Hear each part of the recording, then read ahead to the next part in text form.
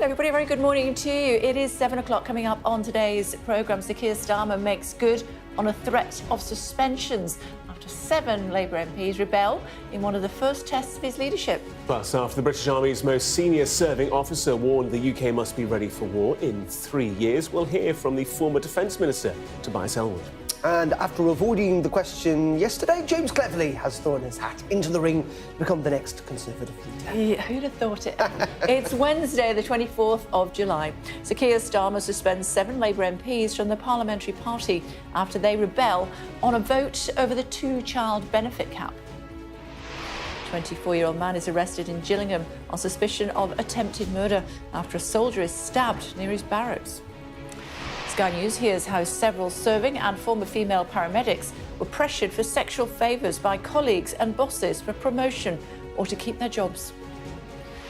Britain's joint most decorated female Olympian, Charlotte Dujardin, is out of the Olympics after being provisionally suspended for a video allegedly showing her hitting a horse's legs several times.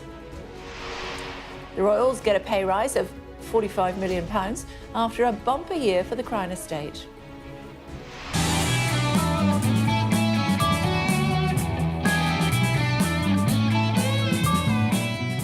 And John Mayall, the father of British blues and an influence to the likes of Eric Clapton and Mick Fleetwood, dies aged 90.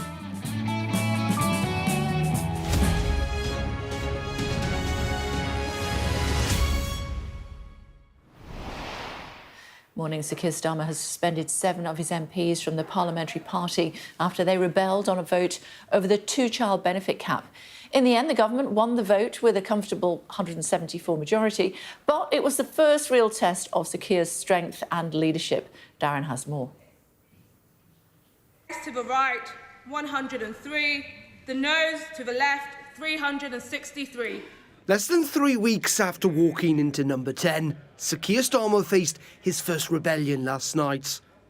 7 Labour MPs on the left of the party, joining the likes of the SNP, Plaid Cymru, the Lib Dems and Jeremy Corbyn, to vote against the government in a controversial vote on the 2-child benefit cap. I was in Parliament in 2015 when it was introduced, and I condemned it and voted against it then. It's really iniquitous. It's forced large numbers of children into poverty and caused real hardship. So I believe we should get rid of it at the first opportunity, and that's why I'll be voting for the SNP amendment. The Prime Minister's response, a demonstration of power. Earlier pressure from across the House failed to force a U-turn, and a reported threat of suspension saw the potential rebellion reduced from dozens to just a handful. The message from Keir Starmer was clear. They'll not be reversing the 2-child benefit cap.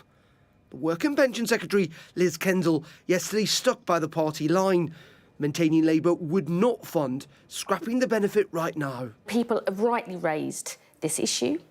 We know the evidence about its impact, but we were, as you know, we were elected promising that we would only make commitments when we show how we can fund them. The question now for Labour, will these suspensions nip future rebellions in the buds or simply provoke more? This is ruthless, Starmer. It really is, actually. I mean, there was a rebellion... 6 months. There was a rebellion in '97 in Blair's first kind of couple of months as Prime Minister. He didn't suspend anyone. This is pretty punchy. There's no doubt about that from Keir Starmer. Now, when you look at the figures involved, there are very few of them, first of all, only 7 of them, and they definitely are on the left of the party. These are the people, some of whom served in Jeremy Corbyn's shadow cabinet when he was Labour leader, and the left will look at this as another attempt, effectively, to have them purged, if you like, from the party. But they have been suspended from 6 months, and I think this is an attempt, by Keir Starmer to say, you know what, this is the first Labour King's speech in 14 years. You're not allowed to vote against it, and second of all, you're not allowed to support an SNP amendment, and if you do, you're out. But I think this is also less, in some ways, about the actual policy itself, because we know, and we've talked about this the last couple of days, that Labour probably are going to potentially change on this, and the language has moved in the last week or so. This is just a part of party discipline, if you like. This is Keir Starmer saying, yes, I've got a large majority, I can afford rebellions, they're not going to make us lose votes, but I am setting the tone for the rest of the Parliament. And as I ended my report, the key question, I think, Kay, is this: is this actually going to prevent future rebellions, or could it even cause them? What do you think? Well, I think it might provoke, some think so within the Labour Party to be a bit more bold, thinking, well, you know, if that's how you're going to treat us, we're not going to accept that. Yeah, sounds pretty brutal, doesn't it? Remember this time yesterday when James Cleverly was on the programme and I asked him if he wanted to be leader? Mel Stride was on yesterday. He said there was a reasonable chance that he will run for the job as Conservative leader. Is there a reasonable chance that you will? There's a reasonable chance. Yeah, and look, we enter public service because we want to serve the British people. And as I've said, particularly as a Conservatives, you know, we are not a lobby group, we're not a think tank, we are not the political arm of some movement. The Conservative Party exists to provide good government. When we're in government, it's our duty to do it well. And when we're ejected from government, as we have been at this general election, we need to think about why that happened, what we need to do differently. We need to get ourselves in order. Well, look, it is never just about an individual. And that's a really, really important But you need to lead. Yeah, there needs to be strong leadership, but it's never just about an individual. So we need to think about what happened and what we need to do to, as I say, hold the government to account and then get ourselves back into government. Went on to say, but obviously today is not a discussion about me being leader. By 10 o'clock last night. Yeah, 12 hours later, he was like, well, yes, I am going to run. He had a video out last night. He put it out on X, in which he talked about and actually focused on his record on government when he was Home Secretary, as Foreign Secretary, when he was chairman of the Conservative Party, talking about trying to re-establish the reputation of the Conservative Party for competence and for good governance and understanding people's kind of needs and desires. But he will be the first, I suspect, of many, Kay, maybe even today. We're probably going to hear from a whole range of different candidates because nominations open at 7 p.m. They close next Monday, so anyone who wants to run and thinks they've got the support needs to get their names in by next Monday. I think we would both agree that James Cleverly would like to view himself as a relative centrist in this contest. Is he a centrist crank? Well, that's what Suella Braverman may have alluded to when she was talking about certain sections of the party. I think the big question is, you know, are we going to see a range of candidates from across the party? I suspect we will. Will we end up with a centrist candidate and someone who's much more on the right? That's the big question, I think, for the party. But we're not actually going to get a leader until early November, so it's a long campaign. OK, for now, thanks a lot. Thank you. Now, several serving and former female NHS paramedics have told Sky News how they were pressured for sexual favours by colleagues and bosses for promotion or to keep their jobs. The head of the NHS Whistleblowers Office has said it shows women aren't safe in the ambulance service. Rachel Venables has the story and a warning that the following report contains sexually explicit language and descriptions of sexual harassment. A uniform which should make you feel safe. But 3 former and current ambulance workers have told Sky News their years wearing it were marred by harassment, with women even pressured for sexual favours. Say you make a mistake in protocol, you'll get someone say to you, well, I'm going to report you if you don't have sex with me. I said to the guy, well, report me. And he said, well, just watch your back, because I could rape you. Former paramedic Katie remembers students being particularly vulnerable. There were lots of men out there who would want sexual favours to pass you or sign you off, maybe on your portfolio. This one guy, actually, I worked with him, and he did say to me, let's go out. If we go out for drinks, I can get this signed off. He was predatory. She says sexual favours were seen as a joke or part of the banter. They were obsessed with blowjobs. Everything was about them. Give me one and then I'll do this. For years, cultural reports have raised concerns about the number of women in the ambulance service being hounded for sexual favours by their colleagues or bosses. At the heart of the problem seems to be the huge power imbalances at play, but also a culture in which people just don't feel safe in speaking up. This is something the head of the NHS whistleblowing service is determined to tackle. When it comes to women in the ambulance service being pressured into sexual favours, how widespread, how large of a problem do you think this is? It is a big problem. It's a problem that we need to take incredibly seriously. Are women safe working in the ambulance service? I'm not confident that all women are safe working in the ambulance service at the moment, no. It's not enough just to say, shock and horror, it's dreadful. We have to take, daily action. But the problem is an historic one. When Janet was starting out as an emergency care assistant 20 years ago, she says she was blocked from progressing onto paramedic training courses.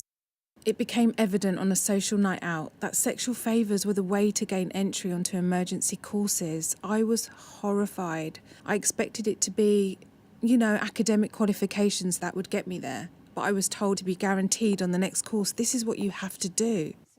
A senior NHS spokesman called these allegations appalling and completely unacceptable, saying they expect action and dismissals against those responsible for abuse or harassment.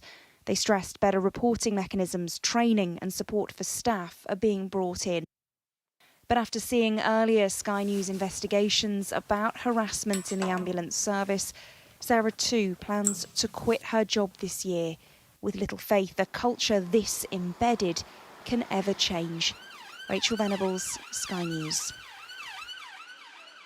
Headlines in a second, but first, a Department of Health and Social Care spokesperson said sexual abuse or harassment in the NHS is completely unacceptable and needs to be properly investigated and punished. They also said the government is determined to create a culture where whistleblowers are free to speak up.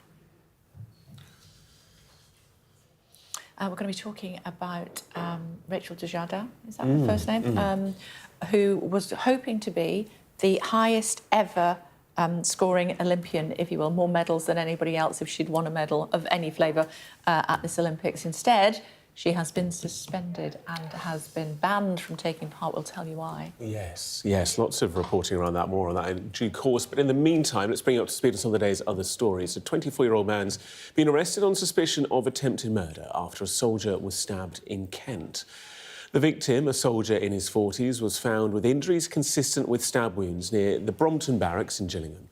A cordon is in place at the scene and an ongoing police presence will be in the area while inquiries continue, and we'll be live at the scene shortly for an update with Sabah Chowdhury.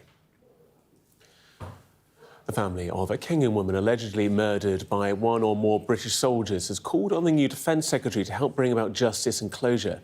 Agnes Wanjiru's killing remains a live investigation, but the UK Ministry of Defence has exclusively provided a statement to Sky News on what more can be done by the department to support her case. Our Africa correspondent, Yusra El-Bakr, reports. It's been 12 years of delayed justice for Agnes Wanjiru.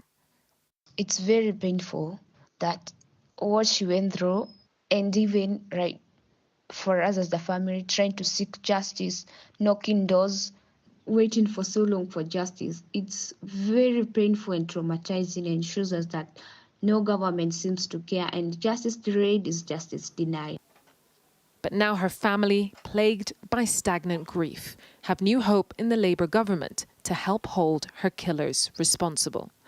We need closure and our souls to rest. So they should fast track Agnes' case so that our soul can rest and have peace. Agnes was found in a septic tank in this hotel in the Kenyan town Nanyuki. A 2019 inquest concluded that she was murdered by one or more British soldiers and that there were signs of a cover-up by the Kenyan police. Agnes left behind a baby girl called Stacey, who's being raised by her sister, Rose Wanjiru, the main plaintiff on pre-action letters the family have sent to the UK Ministry of Defence. This is a letter from the UK law firm Lide to the British government.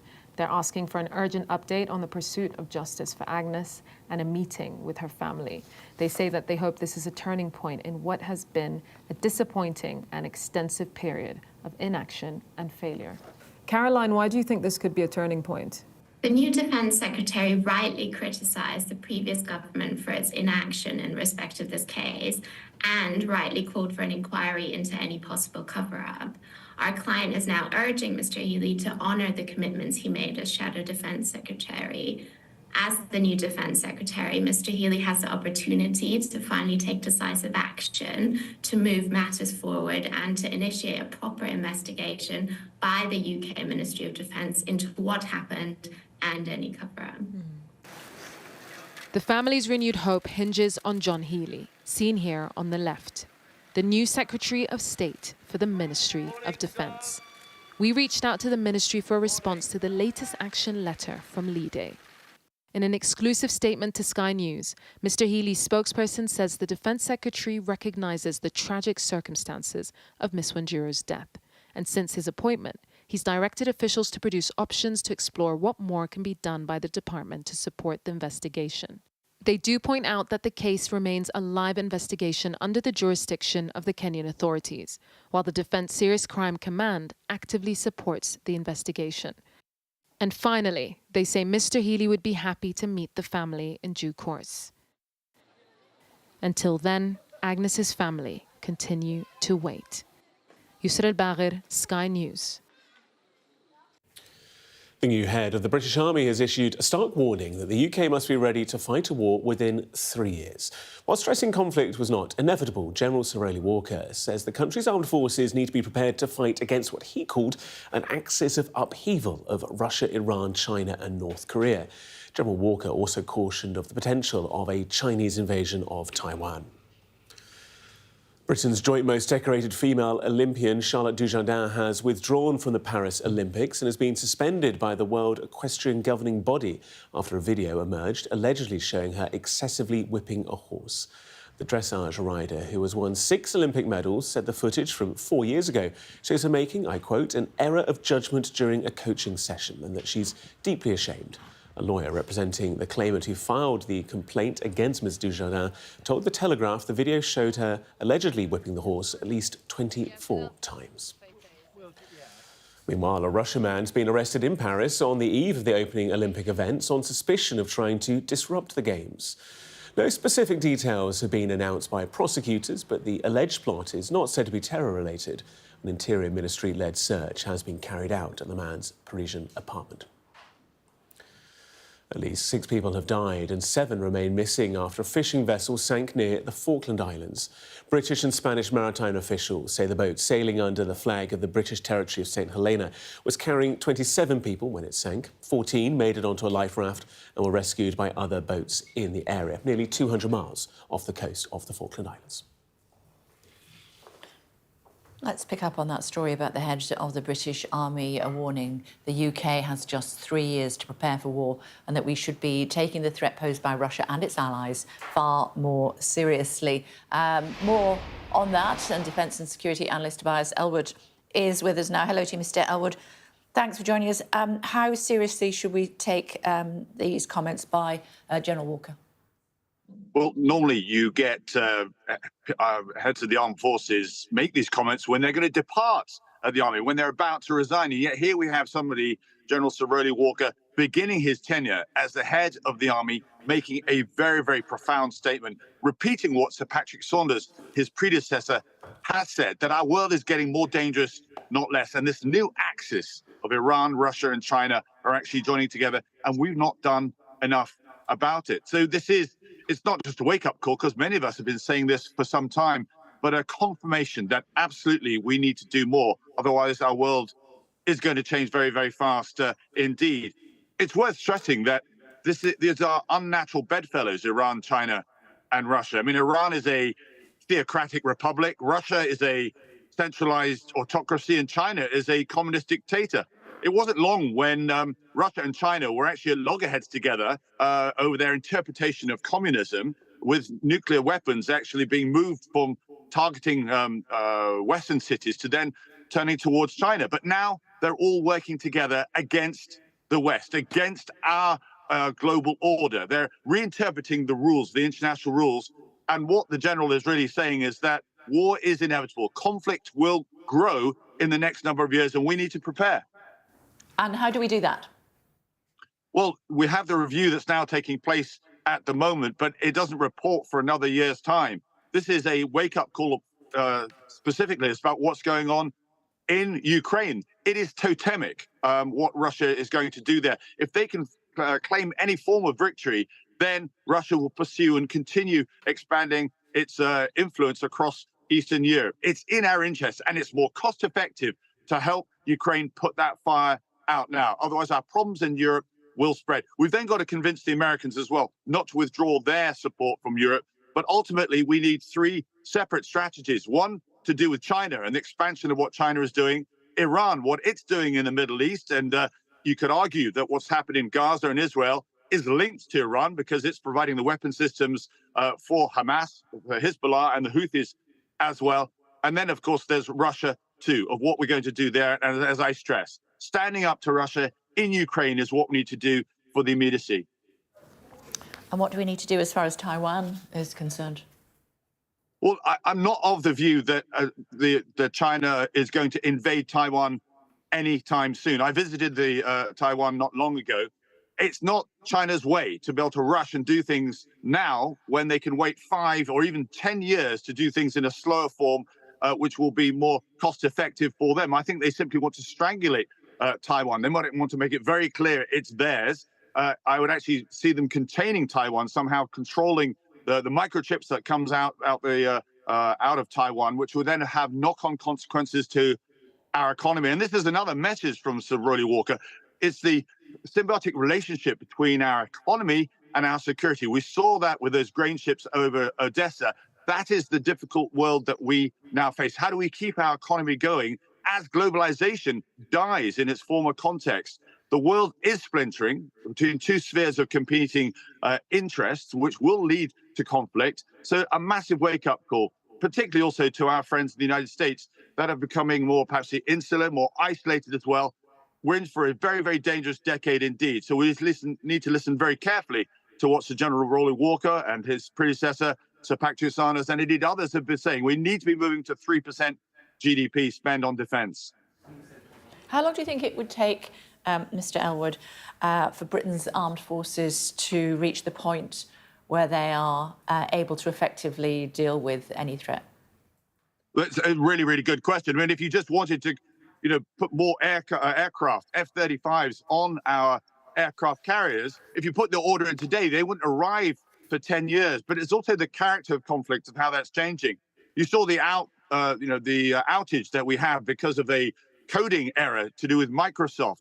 That shows how vulnerable our world is becoming because we're so dependent on our digital world indeed. So we need to appreciate our vulnerabilities, but also improve our readiness. We need to be ready for what is going to come over the horizon. This is why there was a wider context which wasn't pursued properly during the election campaign of upgrading how all of society approach as to how we can defend our values and our standards and so forth. We've had it easy for the last couple of decades, I should say, since the end of the Cold War, but we've become too risk averse and too timid, and that's being exploited by Russia, by China, and indeed by Iran. OK, thanks for taking the time to speak to us. Always appreciated. Thank you. Thank you. Apparently, the royal family have had a pay increase of £45 million. Yes, quite big, isn't it? This is the sovereign grant. So the Crown Estate, which is it's a huge, big estate, basically. A proportion of the Crown Estate profits get siphoned off, and that's what pays for the royal family, basically. The reason there's been this big jump in profits for the estate is because they've been doing deals on the seabed. The estate owns most of the seabed around Britain, and we want more renewable energy, and these wind farms are incredibly lucrative. So they're sort of siphoning off various areas in the northwest off the coast there, in the Irish Sea as well. So these projects are big bucks, basically. So that's why there's been this big jump in profits, which means lots more money for the royal family. Lots of big figures coming out of the sovereign grant report all the time. We're looking at kind of what's called the nature positive side of things. We might do a bit more recycling. You might use your car a bit less. The King is converting his 2 state Bentleys to biofuel. He's putting solar panels on the top of Windsor Castle. And we might change the odd light bulb in our house. He's replacing all the Buckingham Palace gas lanterns with an electric fitting there as well. Other things I think you'll be interested in. Prince William's making a lot of money through Duchy of Cornwall. Profits for that over £23 million for the last year. We don't know exactly how much tax he pays. We know he does pay tax. We're told it's appropriate, but he doesn't publish those figures. You'll like this one. Frogmore Cottage is still empty. Yes, I read that this morning. That's where the Sussexes lived, wasn't it? They did live there. They officially completely moved out at the start of last year. They paid were back. Evicted. or evicted, depending on how you look at it. They can't find a new tenant, though. There's lots of talk as would Prince Andrew move in there, etc. But they did spend... But he doesn't want to move from where he is. Well, he's got a bigger house, hasn't he? So £2.4 million is what they ended up paying back, was the cost of all the renovations for that. And there are other big figures. You know, the coronation in total cost £800,000. The trip to Kenya last year cost £167,000. They're still carrying out a lot of engagements, even though the King and obviously Kate haven't been able to so much. The King did carry out 464 engagements. But, you know, there are those who say, Republic, for example, the Republican group say this points to a corrupt system and are cagey about their taxes. And it's outrageous that so much money is spent when, if you look at someone like the Irish president, for example, it costs a fraction of the price. This is a day I don't think the royal family enjoy much. They've got to publish all these figures. So, like I say, they'll probably... it's a difficult day for them, but glad when it's over. Just have to open their computer and look at their bank balance, they'll be fine. They put Frogmore Cottage on Rightmove. I'm sure they'd get somebody to move in. You could go there. Yeah. Should we go together? Is it big enough for a barbecue in the garden? I think so. OK, good to see you, thank you. Still to come on The Breakfast Show for you here on Sky News. What's this former Ukrainian wrestler doing in Parliament Square this morning? She'll be here to tell us. Plus, has Kamala Harris got what it takes to beat Donald Trump? We'll take a closer look at her campaign so far. And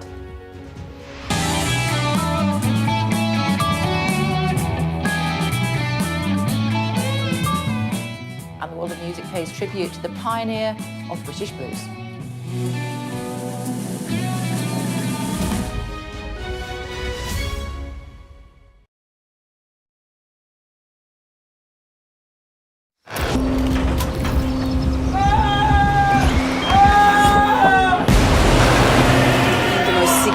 Day of this conflict. They keep telling us that they want aid. And this is what's left of it. Tanks, heavy vehicle. Why only in America? People want their country to work. Just want a job in a normal life. Why are these homes empty? I want you to be honest with people. That has happened within minutes. Sky News, the full story first. Free wherever you get your news.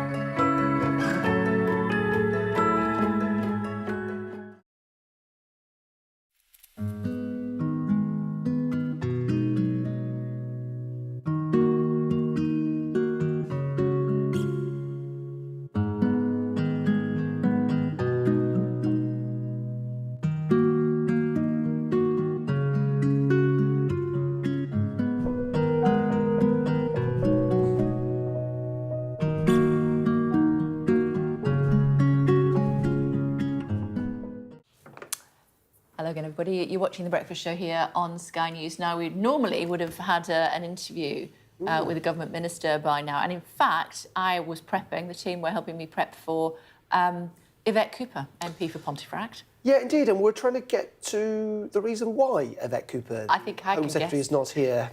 Yeah, I mean, you know, it's the Labour Party have clearly made, or the Prime Minister's clearly made a pretty punchy decision last night about rebellions, and the 7 Labour MPs, or no longer at the moment for the next 6 months, who decided to rebel against the first Labour King's speech in 14 years.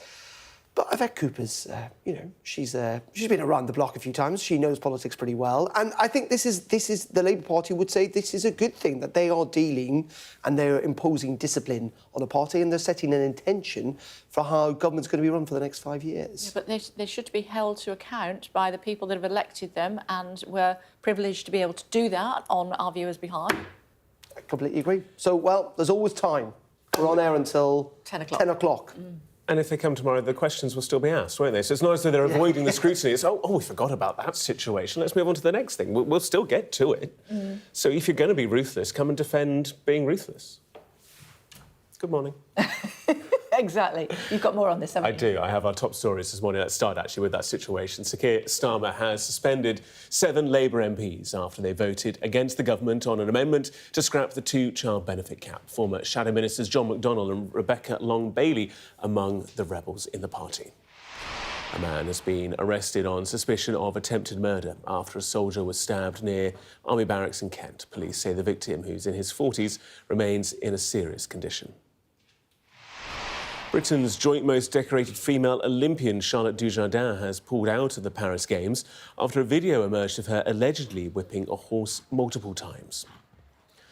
And Sky News can reveal that female paramedics are being pressured for sexual favours by their colleagues in exchange for job security. It comes after our own investigation revealed a toxic culture of misogyny and sexual assault in ambulance services across the United Kingdom. The US now, where the Democratic Party is fast unifying behind Vice President Kamala Harris to take the fight to Donald Trump in November's presidential election. Her campaign has had a flood of donations, large and small, now topping $100 million since Joe Biden withdrew from the race. Our US correspondent Martha Kellner sent this report from Wisconsin. It starts here in Milwaukee, Wisconsin. This campaign is officially underway. The excitement palpable. This is a party reborn since Joe Biden announced his exit. It's Kamala's time now. You all helped us win in 2020. And in 2024, we will win again. This her moment to sell a vision to the nation. Number 1 on the agenda, restoring reproductive rights. We'll stop Donald Trump's extreme abortion bans because we trust women to make decisions about their own body and not have their government tell them what to do. The stage is now set for a battle. Former prosecutor versus convicted felon. I took on perpetrators of all kinds. Predators who abused women, fraudsters who ripped off consumers, cheaters who broke the rules for their own gain. So hear me when I say, I know Donald Trump's type. The atmosphere in here is electric. Everyone desperate to try and get a picture of the woman they believe can be America's first female president. Some arrived convinced. These women wearing the green of Harris's sorority sisterhood. The fact that the American dream is literally you can be whatever you want to be, and she is living proof of that. My kids are born here. This is the first time they were ready to vote, but they were not ready to vote because of the candidates who were there. Now that Kamala Harris is in, they're reconsidering it, and I myself would not have voted until this new development. But she will have to win over these people too. Iron workers in swing states who could carve a path to the White House. It's really just trying to weigh out the differences right now between the two parties. In terms of jobs, the economy? Yes, absolutely. Jobs, number one, economy, interest, inflation. If you thought Joe Biden was radical, Just wait until you get to know Kamala Harris. She's dangerously liberal. Advertising warfare has begun too. This from the Trump campaign. But Harris is winning the TikTok head-to-head. Her campaign hope memes like this will bring young people to the ballot box. This was just the start. 105 days to go. Still a mountain to climb in a presidential campaign like no other. Martha Kellner, Sky News, Wisconsin. Well, still to come on The Breakfast Show for you. Going to be speaking to a former Ukrainian Olympic wrestler about a new display in Parliament Square honouring the Ukrainian athletes whose lives have been lost during Russia's invasion.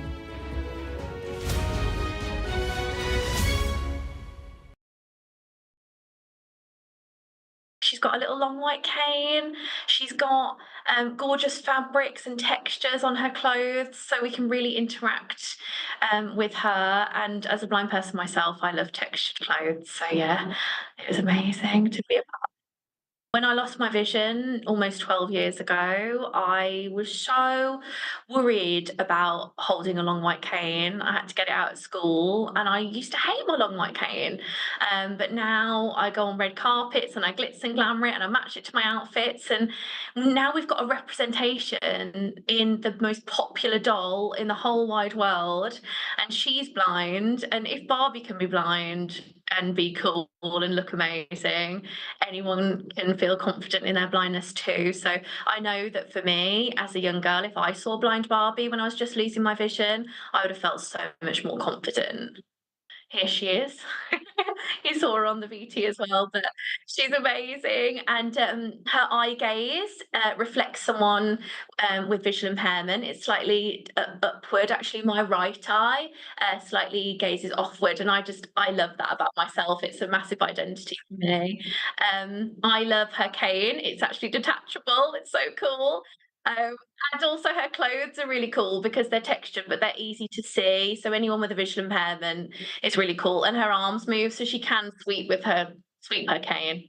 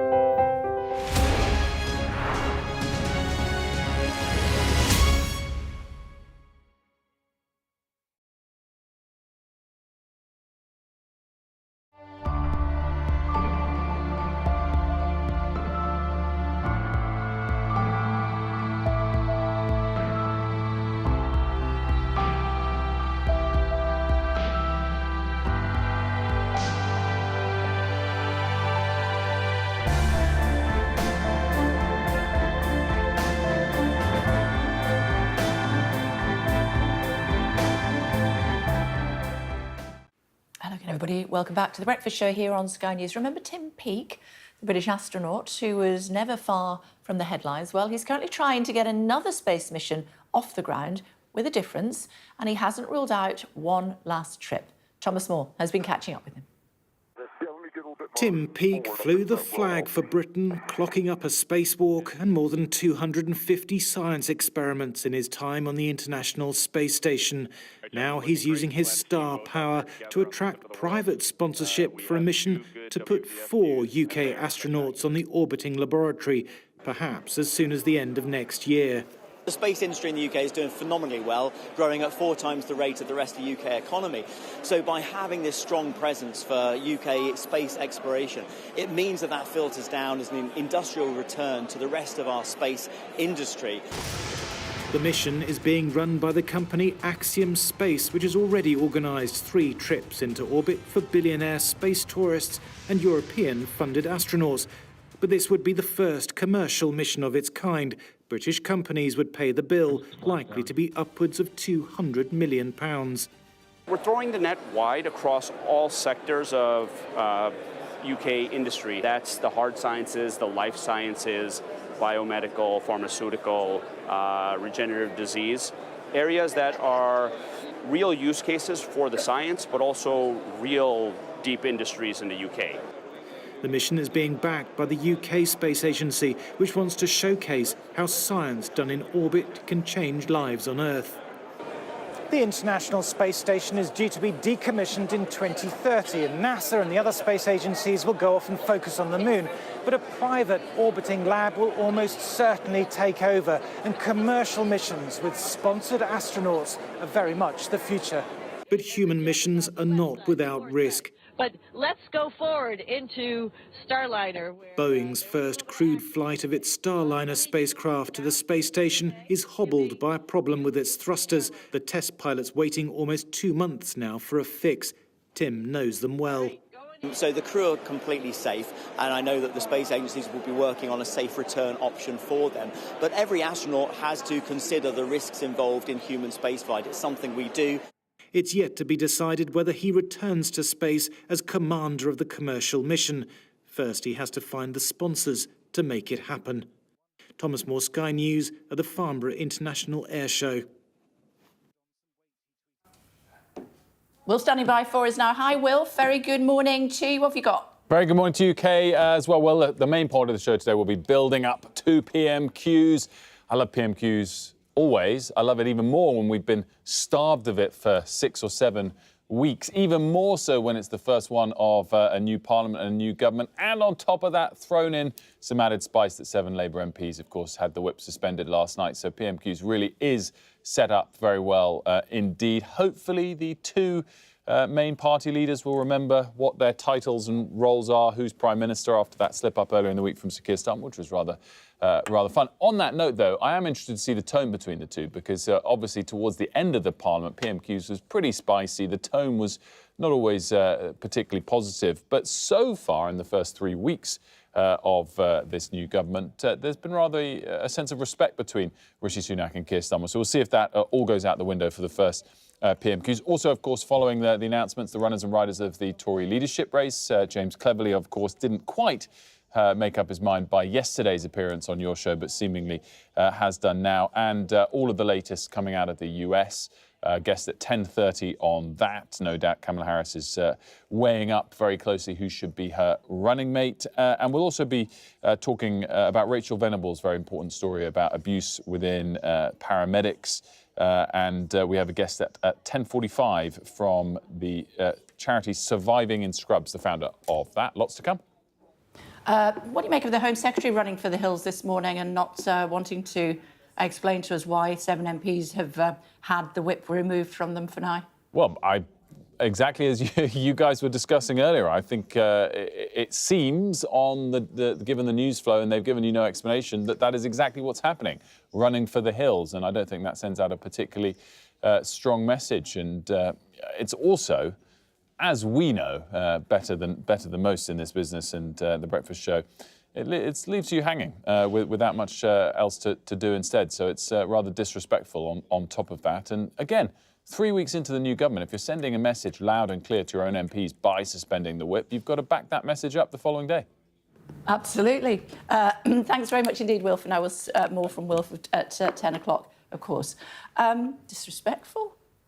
Have you spoken to Labour?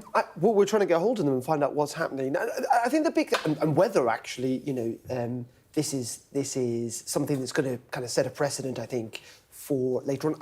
The problem with governments, and we've seen this in the past, is when they have got big majorities, they feel that they don't need to talk necessarily to us or viewers, because, you know what, they don't need to face an election for 5 years or a local election in a year's time.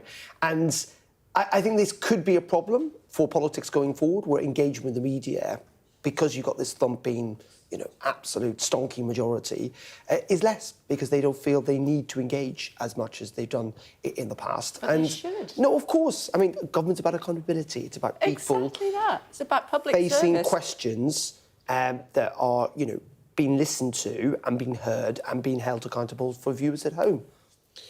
And we've seen during the Conservatives press conferences where not everyone was invited to and press weren't allowed to attend. We've seen people being pushed out of press conferences. We've kind of seen that trying to take control of the narrative. You had that very moment during the campaign, for example. And the reality is the public and the media see through it as well.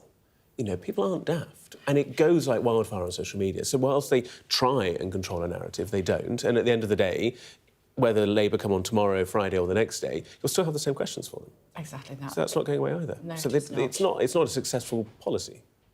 No, and well, we hope it's not a sustainable one. So, as I say, the invitation maintains itself. I'm intrigued to know what Labour say to you. Yeah, what the Labour press we will office say to you. find out what they have to say. We certainly will. By 8 o'clock. Yes, thank you. Meantime, let's tell you about John Mayall, the father of British blues. He's died at the age of 90.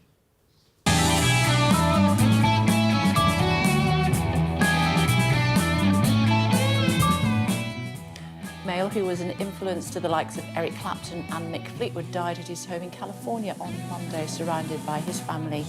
Growing up in Manchester, he founded the Blues Breakers in the 1960s. Apparently, he wasn't into blues until he was in his 30s. And then he thought, yeah, he was an accountant or something. It's a good turnaround. Also, to be an influence to Fleetwood and Clapton as well. Yeah, it's no. quite the line, isn't it? You know, just those guys just kind of took a bit of influence from my work. No big deal. We're going to be talking to a couple of Ukrainian athletes in a moment or two. Before that, though, let's have a look at some of the papers, should we, on The Breakfast Show for you this Wednesday morning, starting with The Guardian, which leads with the growing support for US presidential hopeful Kamala Harris and her vow to win the election in November. One poll showing her slightly ahead of Donald Trump. yeah. Meanwhile, the Eye leads with that warning that we've had previously and now from the new chief of Britain's military that the UK has 3 years to get ready for war in the face of rising threats from Russia, China, North Korea and, of course, also Iran. The Times reports that a government health advisor is urging that the long-term sick should be made to seek work. This all came after a speech by Liz Kendall yesterday, trying to get millions of people, I think there are 9.8 million people, either unemployed or not seeking work, back into work as the welfare bill surges. While the Telegraph says GPs are threatening to see fewer patients each day as part of a pay dispute. Let's move on to the Financial Times. And the Financial Times is front page this morning. We'll show that to you now. Obviously, that beautiful horizon there and the wind turbines offshore, but they're focusing on a number of critical reports. These come from the National Audit Office that include one to the effect of passengers on scrapping the phase 2 of HS2, that obviously pulled back by the Conservative government, and another warning that the National Health Service could be about to break.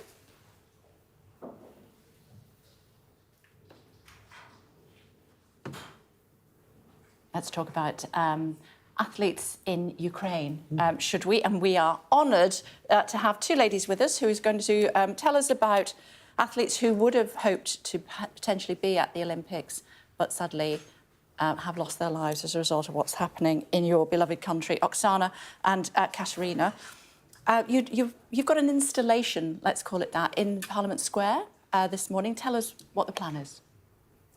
Yeah, so good morning. Good morning. My name is Oksana and I'm Ukrainian Olympian for Ukraine 2008. I've been invited to speak about this big issue, big problem in my country, what's going on right now. And this number, 487, that's a huge number for me to even say. Yeah. But I was there on behalf of all of these athletes whose dream was killed by Russian army, and their names, sadly, in the dead list. But the name should be in the list of sports history of Ukraine. But that's something small what I can do for them right now. But the message for all of this, how I understand, just to stop the war and stop this number to be raised, because there's still 4,000 athletes at the front line fighting. So if we can do anything to make this war stop, that's going to be great. Yes, my name is Katerina. I'm a mom of athlete. Her dream was, of course, Olympic Games, but when the war started, she could not continue her career because we had to go away from Ukraine. My daughter had to leave her team of aesthetic gymnastics. She had to leave her dream, everything in Ukraine. In Ukraine are destroyed more than 500 pools, stadium, everything what could be for facilities for these small gymnasts, small sportsmen, and more than 40% of young people leave Ukraine. 40% of young people. It's huge amount. We will not be able to continue sport, to continue provide like our nation if we don't have people in Ukraine. You've been unveiling this installation outside Parliament here in Westminster. You mentioned, Oksana, the 1,000 or so athletes who are on the front lines still fighting against the Russian invasion. What do you think your presence, the visibility of this story, will mean for them?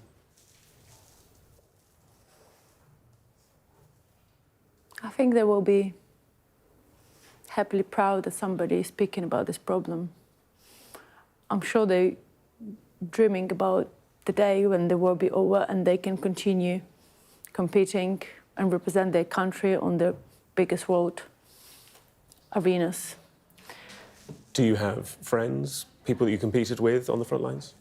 I have lots of friends because I studied in a boarding school, so there wasn't on. So my sport is wrestling, but there wasn't only wrestling. There was shooting, athletics, boxing, gymnastics, and lots of different sports. So I know lots of athletes who already been killed and sadly passed away since the war started. But still, I have lots of friends who are still there. How is life in Ukraine for young people at the moment? The life for young people at the moment is absolutely terrible because they should go to school between missile attack. They should compete between missile attack and everything. This can't. It has huge influence on their psychological health.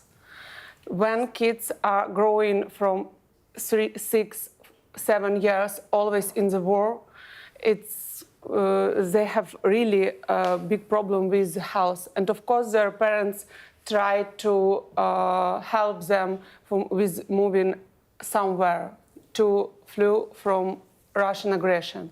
To be safe. Yeah. I understand. Yeah, so I've been grown in Ukrainian sports system, educational system. Since age of 12, I was in the boarding school, sports school. So I was studying there, I was eating my food there, I was training twice in a day, I would be able to travel and all of the sort of this stuff. So now, since the war started, so many sports schools been bombed and ruined. So the future of the sport of these young kids is not really bright. They don't have facilities. They don't have a place where they can be educated in a sports direction. They left the country. So when I was in the Olympic 2008, the number of the athletes who represent Ukraine was 240. This year in Paris, it's dropped to the half. It's 120. What's going to happen in another cycle, in another 8, 12 years? I don't know. That's why we need to talk about this and we need to help the future generation. And just tell us about the installation in Parliament Square, just down the road there. What's the plan? What will people be able to see today? First of all, of course, to pay attention of community that a lot of sportsmen were killed. A lot of sportsmen, young sportsmen, are in the occupied territory. And this is memory for people who could go to their dream, not to the war. And they have never seen their families. It's not only the sport, it's not only dream. it's their family, their children. There is a website where you can read about every sportsman in Ukraine who gave their life in this war. And when you open, everywhere, small children are left without father. It's absolutely terrible. You do, though, as you said, have a team going to Paris. Yep. How hopeful are you for the team's chances in a couple of weeks' time? I think they will be fighting like they're fighting at the war. The unbreakable spirits of Ukrainian is incredible. Never underestimate I will Ukrainian. be there. I will be there. Yeah, absolutely right. I will be there, and they have a superpower. I don't know how. I'm proud to be one of them, but I don't think I have that strength because I'm not there in the middle of the war. But yeah, I will be there, so we'll be supporting them as much as I can. Thank you for taking the time to come in today. We really do appreciate it. Thank you. And the installation just on Parliament Square, there opposite the House of Commons, if people want to come and have a look. Thanks very much. Thank you. Thank you. Quick look at the weather for you this morning. Here we go. Next few days will be mainly dry, but there'll be showers around and more general rain at times, especially tomorrow. Mostly fine out there now, but low cloud and patchy rain spreading across Ireland. Touching. Hugely so. And we were discussing the other day about London 2012 and how kind of euphoric that was as a nation, how the Olympics, how athletics, how sport is such a joyous, unifying moment. And then you consider events like that, and for Ukraine as a country, for individuals. We didn't even touch on the young 11-year-old girl from Mariupol, the gymnast. Her entire family killed in a missile strike. And as I was saying there, it's not just individuals, it's communities affected. Yeah. You're watching The Breakfast Show here on Sky News. There has been no government minister this morning. We were told that it was going to be Yvette Cooper, the Home Secretary, of course. Seven MPs have been suspended by the Labour Party for voting against Keir Starmer. Sure, it's not connected. Can't be.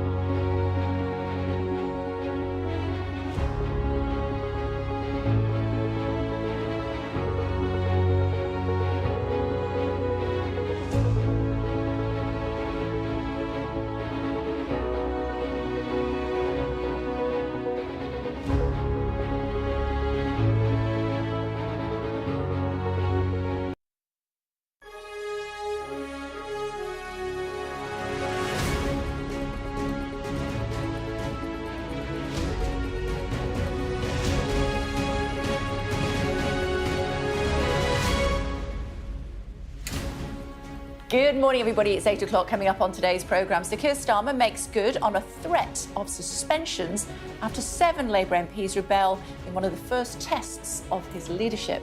Plus, after avoiding the question yesterday, James cleverly throws his hat into the ring to become the next Conservative leader. And the King is set to receive a £45 million pay rise. Jack Royston will be here with all the details. It is Wednesday, the 24th of July. Sir Keir Starmer suspends 7 Labour MPs after they rebel on a vote on the 2-child benefit cap. 24-year-old man arrested in Gillingham on suspicion of attempted murder after a soldier is stabbed near his barracks. We have a special investigation into alleged sexual harassment faced by women in the UK's ambulance service. Britain's 6-time Olympic medalist Charlotte Dujardin pulls out of the Paris Olympics over animal welfare claims.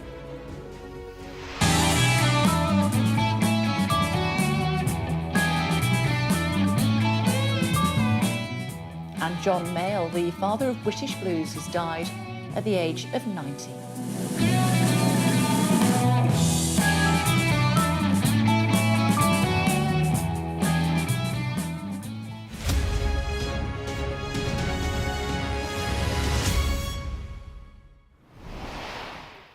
What on earth is Keir Starmer up to? Good morning. Hello, Kay. He has decided to be quite punchy, if you like, and decided to withdraw the whip from 7 of his MPs on the left of the party.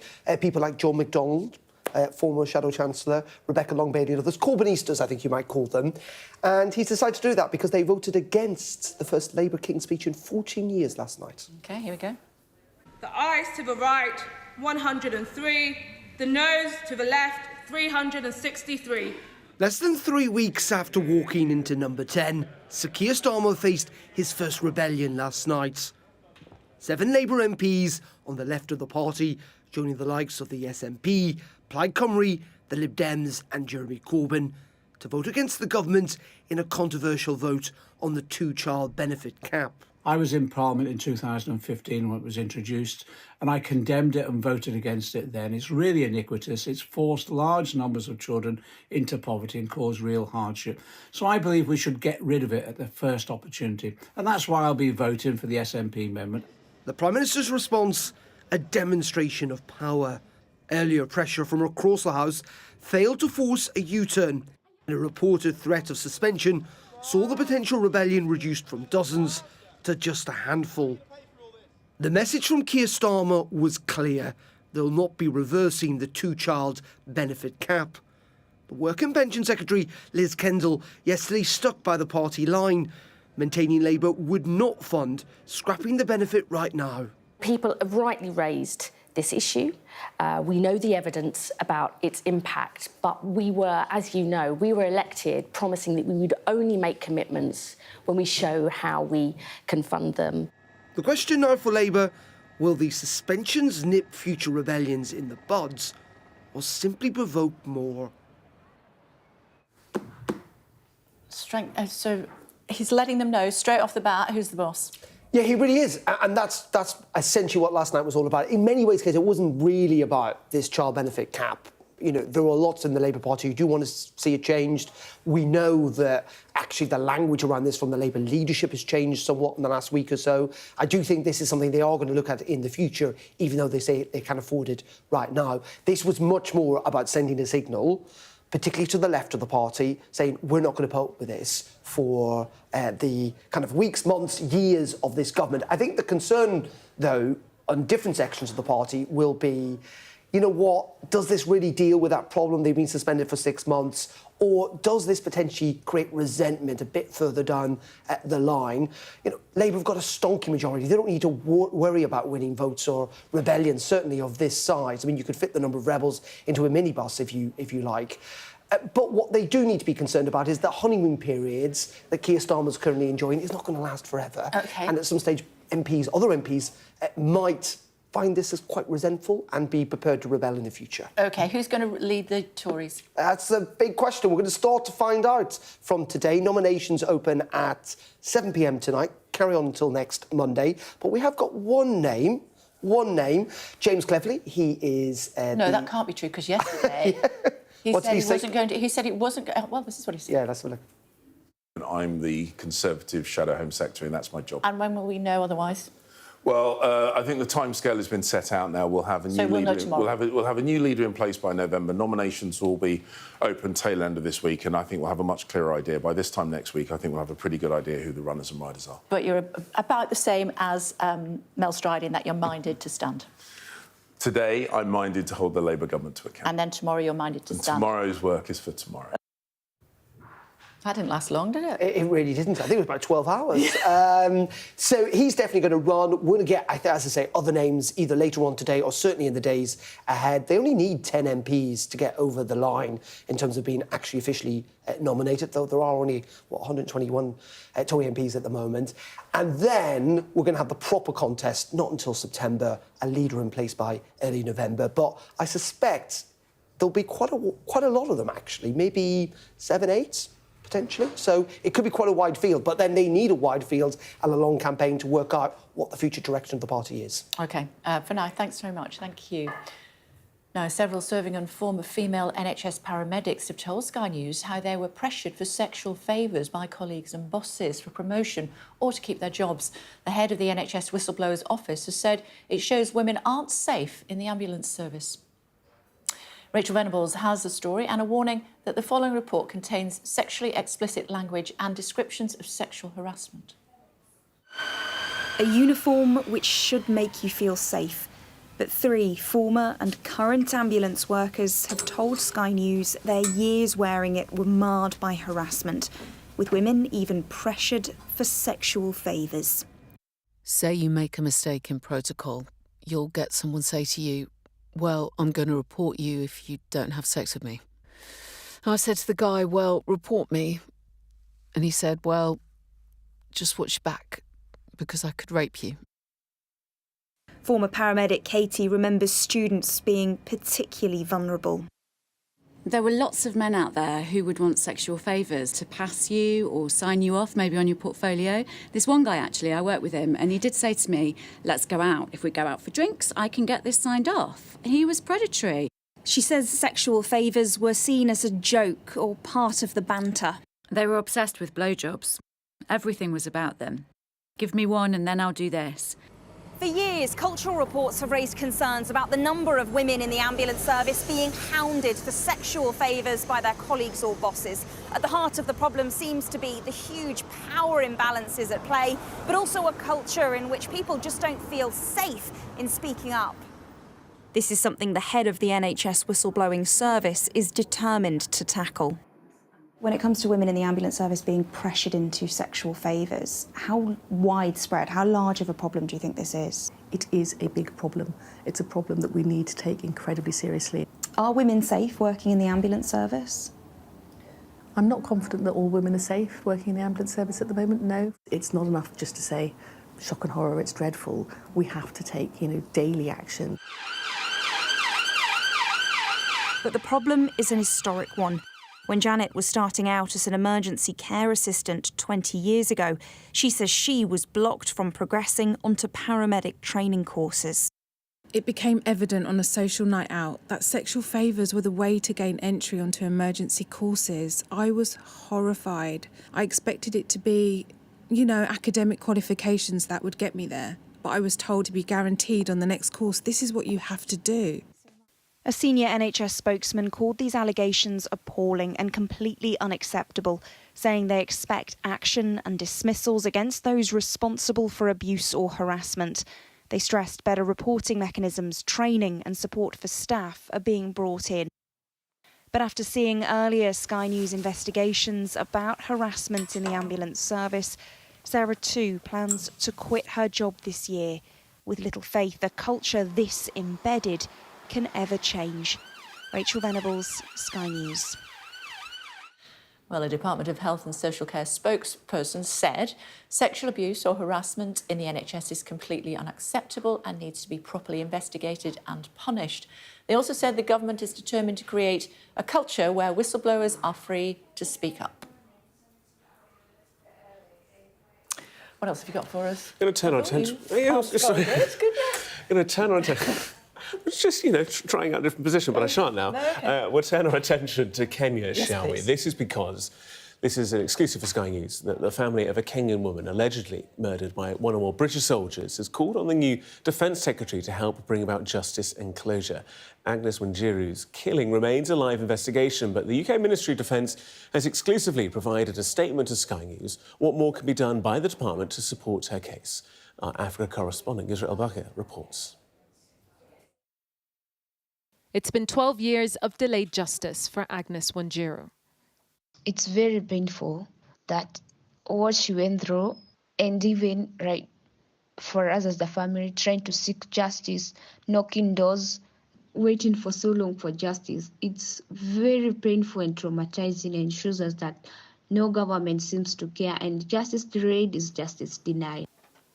But now her family, plagued by stagnant grief, have new hope in the Labour government to help hold her killers responsible. We need closure and our souls to rest. So they should fast track Agnes' case so that our soul can rest and have peace. Agnes was found in a septic tank in this hotel in the Kenyan town Nanyuki. A 2019 inquest concluded that she was murdered by one or more British soldiers and that there were signs of a cover-up by the Kenyan police. Agnes left behind a baby girl called Stacey, who's being raised by her sister, Rose Wanjiru, the main plaintiff on pre-action letters the family have sent to the UK Ministry of Defence. This is a letter from the UK law firm Lide to the British government. They're asking for an urgent update on the pursuit of justice for Agnes and a meeting with her family. They say that they hope this is a turning point in what has been a disappointing and extensive period of inaction and failure. Caroline, why do you think this could be a turning point? The new Defence Secretary rightly criticised the previous government for its inaction in respect of this case and rightly called for an inquiry into any possible cover-up. Our client is now urging Mr Healy to honour the commitments he made as Shadow Defence Secretary.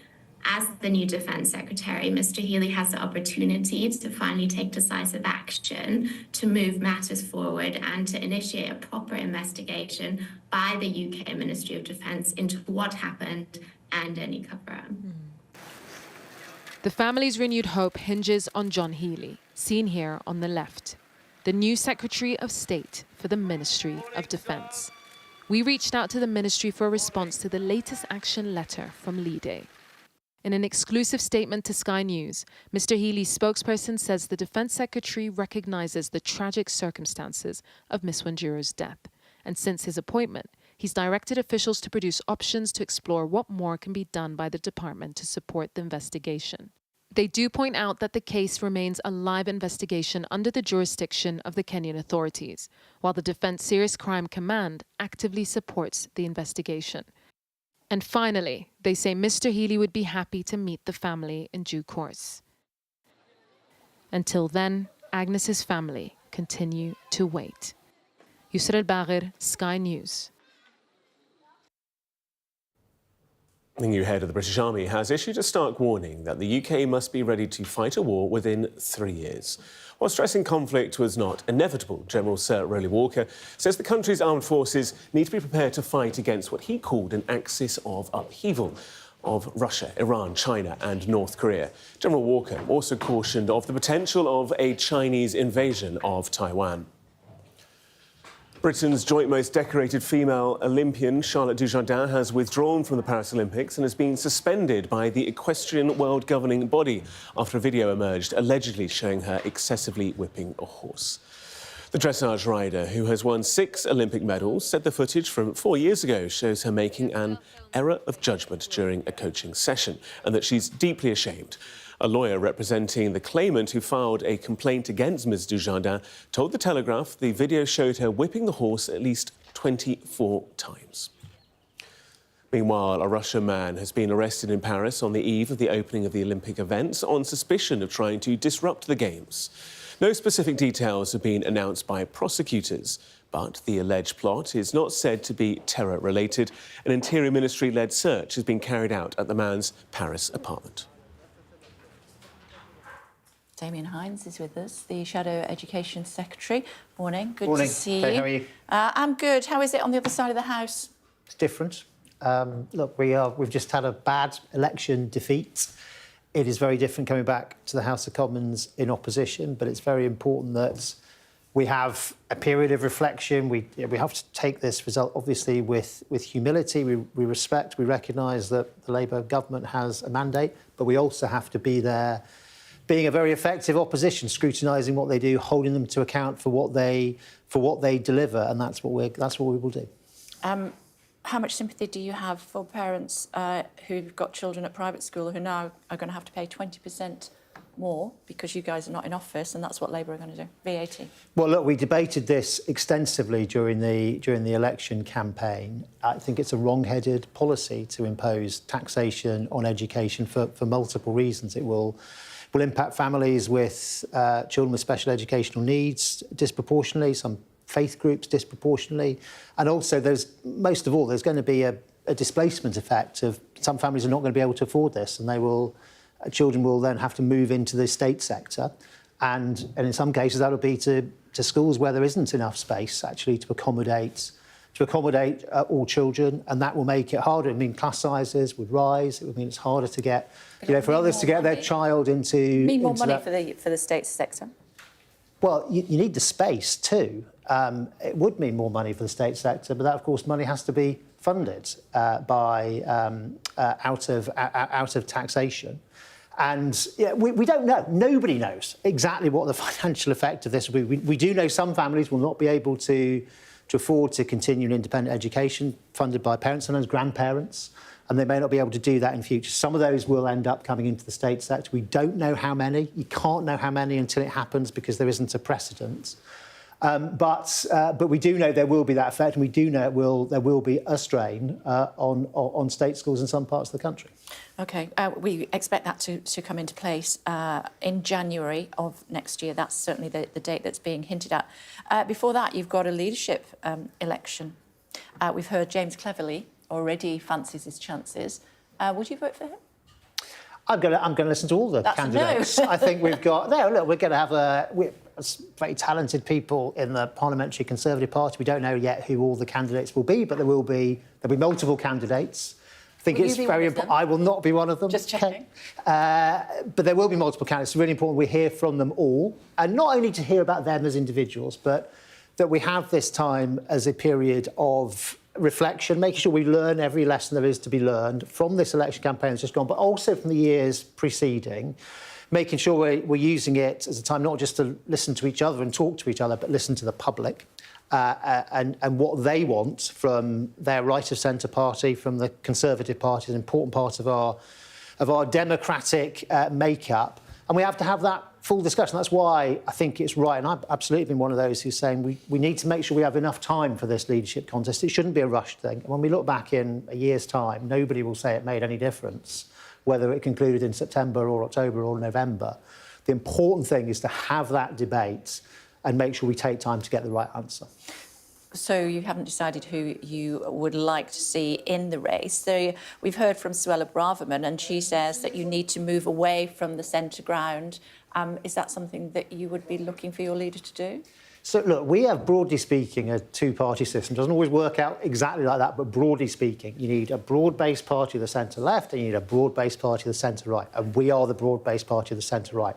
That means you have to appeal to a range of people. You cannot win elections by going to one side or the other. You have to have a proposition which takes in a large part of the electorate, a large part of society, and make sure that you have a compelling proposition. That's not Suella Braverman, is it? To put to the public. I'm not getting into discussions about kind of individuals and who might not be in the leadership contest, because that time is to come. That time is to come, but it's not here just yet. Nominations haven't closed yet, and we'll see who that range of people is, and we'll have the debates about the future direction of the party and how we can best serve our country, because that ultimately is what it's about. That is why people like me and my colleagues, is why we came into politics, is to do the best we can for our country, and we have a responsibility as one of the two big parties to make sure that we are absolutely focused on people's priorities and having a having a strong programme to get us back into government in the future. What do you make of Keir Starmer suspending the whip for 6 months? In other words, those 7 MPs are not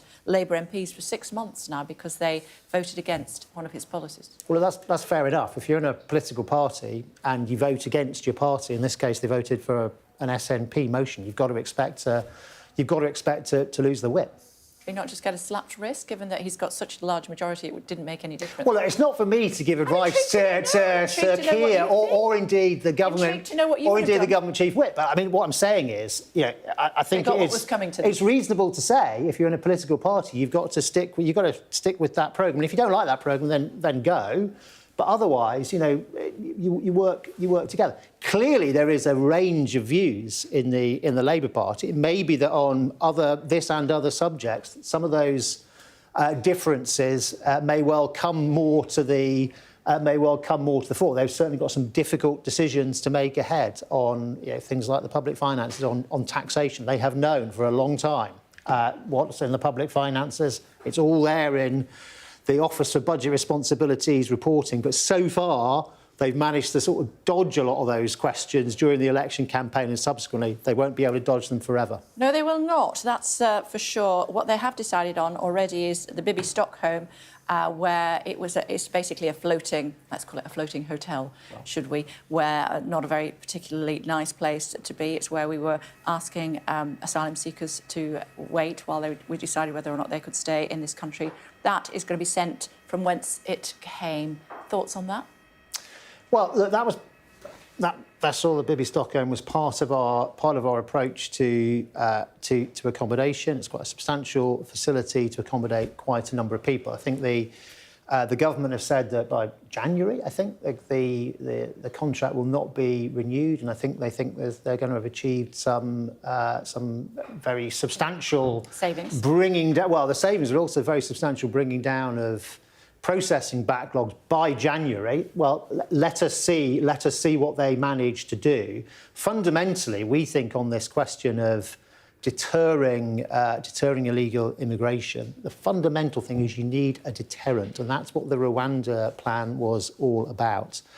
This government has scrapped the Rwanda plan without coming back with an alternative. They didn't even have a parliamentary vote on it. And we think you need that deterrent. They ultimately. Mandate. They said that's what they were going to do at the election. Kate, people voted in. I said that right at the start, and I don't deny that at all. The government absolutely has a mandate. It has a big majority. We also have responsibility as the opposition to scrutinise what they do, to examine it, to monitor it, to call out when we think mistakes are being made, but most of all to hold them to account for what they actually deliver. OK, Shadow Minister, good to see you. Thank you very much indeed for joining us. Thank you. 24-year-old man has been arrested on suspicion of attempted murder after a soldier was stabbed in Kent. Saba is at the scene for us. Hi, Saba. What more can you tell us?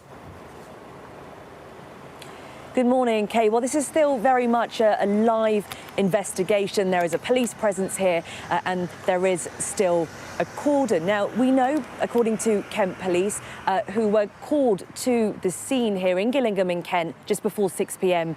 yesterday, and this was after receiving reports about a serious assault that had taken place in the area. Now, one local person has said that they were eating dinner with their family when they heard what they described as a huge scream. 20 minutes later, Kent Police say that they arrested a 24-year-old man on suspicion of attempted murder. Now, the army have confirmed that the victim is a soldier in his 40s and has serious injuries that are consistent with stab wounds. We also know that this man was airlifted to a local hospital. Now, the Defence Secretary, John Healey, has expressed his concern towards the attack on the soldier yesterday. Writing on X, he said, "Shocking to hear of an attack on a soldier in Kent. My thoughts are with the family of the soldier who deserve privacy at this difficult time. On behalf of the government, I wish him a swift recovery." Now, Kent Police have said that they are establishing the facts around what exactly happened yesterday evening, and that an inquiry is still ongoing, and that there are calls to members of the public and any potential witnesses to come forwards to help with their investigation. OK, for now, thanks very much indeed. Thanks a lot. Some news just coming into us. We'll get more information and update you further, but I can tell you that a plane has crashed, killing 18 people as it slipped off a runway attempting to take off at Nepal airport. So reports that 18 people have lost their lives as a result of that attempted takeoff that has gone so dramatically and drastically wrong at Nepal airport. We'll get more information on that and we will update you just as soon as we can. Meanwhile, still to come on The Breakfast Show for you here on Sky News, Keir Starmer suspends 7 Labour MPs ahead of his first PMQs as Prime Minister, plus questions over who will be the next leader of the Conservatives. We'll discuss all of that with Ian and Katie. Also ahead, the Royals get a pay rise of £45 million after a bumper year for the Crown Estate.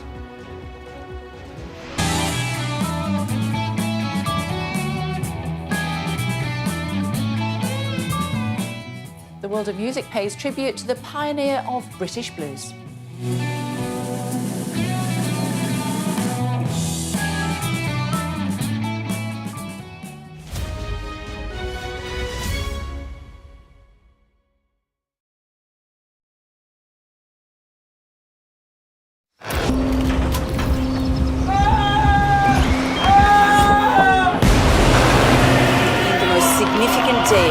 This conflict. They keep telling us that they want aid. And this is what's left of it. Tanks, heavy vehicle. Why only in America? People want their country to work. Just want a job in a normal life. Why are these homes empty? I want you to be honest with people. That has happened within minutes. Sky News, the full story first. Free wherever you get your news.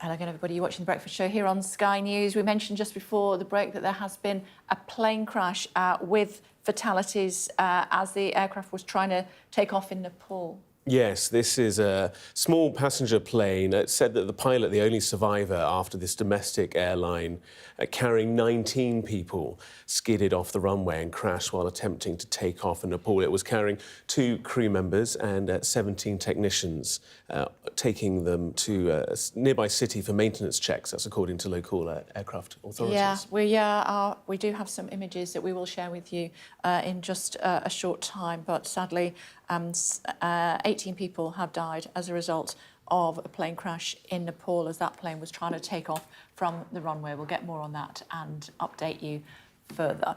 Top stories? In the meantime, we'll remind you of some of the day's other top stories now. Sir Keir Starmer will face his first PMQs as Prime Minister today. It comes after he suspended 7 Labour MPs who voted against the government on an amendment to scrap the 2-child benefit cap. Former Shadow Ministers John McDonnell and Rebecca Long-Bailey were among the rebels. A man has been arrested on suspicion of attempted murder after a soldier was stabbed near an army barracks in Kent. Police say the victim, who's in his 40s, remains in a serious condition. Britain's joint most decorated female Olympian Charlotte Dujardin has pulled out of the Paris Games after a video emerged of her allegedly whipping a horse multiple times. And Sky News can reveal that female paramedics are being pressured for sexual favours by their colleagues in exchange for job security. It comes after our own investigation revealed a toxic culture of misogyny and sexual assault in ambulance services across the country. That time of the week when Katie and Ian are here. Hi, guys. It's lovely to see you both. I thought we'd be talking about the Tory leadership campaign, but actually, Sir Keir Starmer went, hold me coat, suspending 7 MPs. Yes, and I think it did take lots of people by surprise last night. This was, of course, over an amendment to the King's speech on the 2-child benefit cap. You had the Labour left, but also some MPs across the party unhappy that Keir Starmer and Rachel Reeves have not yet removed the cap, which obviously restricts benefits, past 2 children per household. And you had Labour trying to say to the rebels, look, we have this new child poverty task force, bear with us, things could happen, but we have to put fiscal responsibility first. And then when that seemed to not completely work, you then started to get reports from Labour MPs that they were being told by the whips they would have the whip removed, potentially, for quite a long time, if they were to rebel. This seemed to succeed in getting the rebellion down to just 7 Labour MPs. And you look at the list, and they are slightly Labour's awkward squad. The MPs on the left, John McDonnell, Rebecca Long-Bailey, that probably, if we're being honest, those close to Keir Starmer wouldn't be that sad if they, left the party. And then the decision was made to withdraw the whip for 6 months. And I think, speaking to those in the party, I do think there's a sense in the parliamentary party, they're a bit shocked that it was such a stern response. But if you look at Keir Starmer's rhetoric, and I remember speaking to figures last week about their approach to discipline, I think they saw this as a real test for how Keir Starmer would govern and deal with backbench rebellions over the next 4 or 5 years, and therefore wanted to take strong action to show he will not be moved. The question is, does it start to store up bad will? And then the next time around, you get a really big rebellion, because it's quite easy. You can't suspend everybody, can you? Exactly. If you have a big majority, losing 7 MPs, not so much. But I think it's just an incredibly weird we don't see this. This is not what you do. You don't do it if people rebel, and you don't do it if people rebel on a King's speech. You don't just start removing the whip.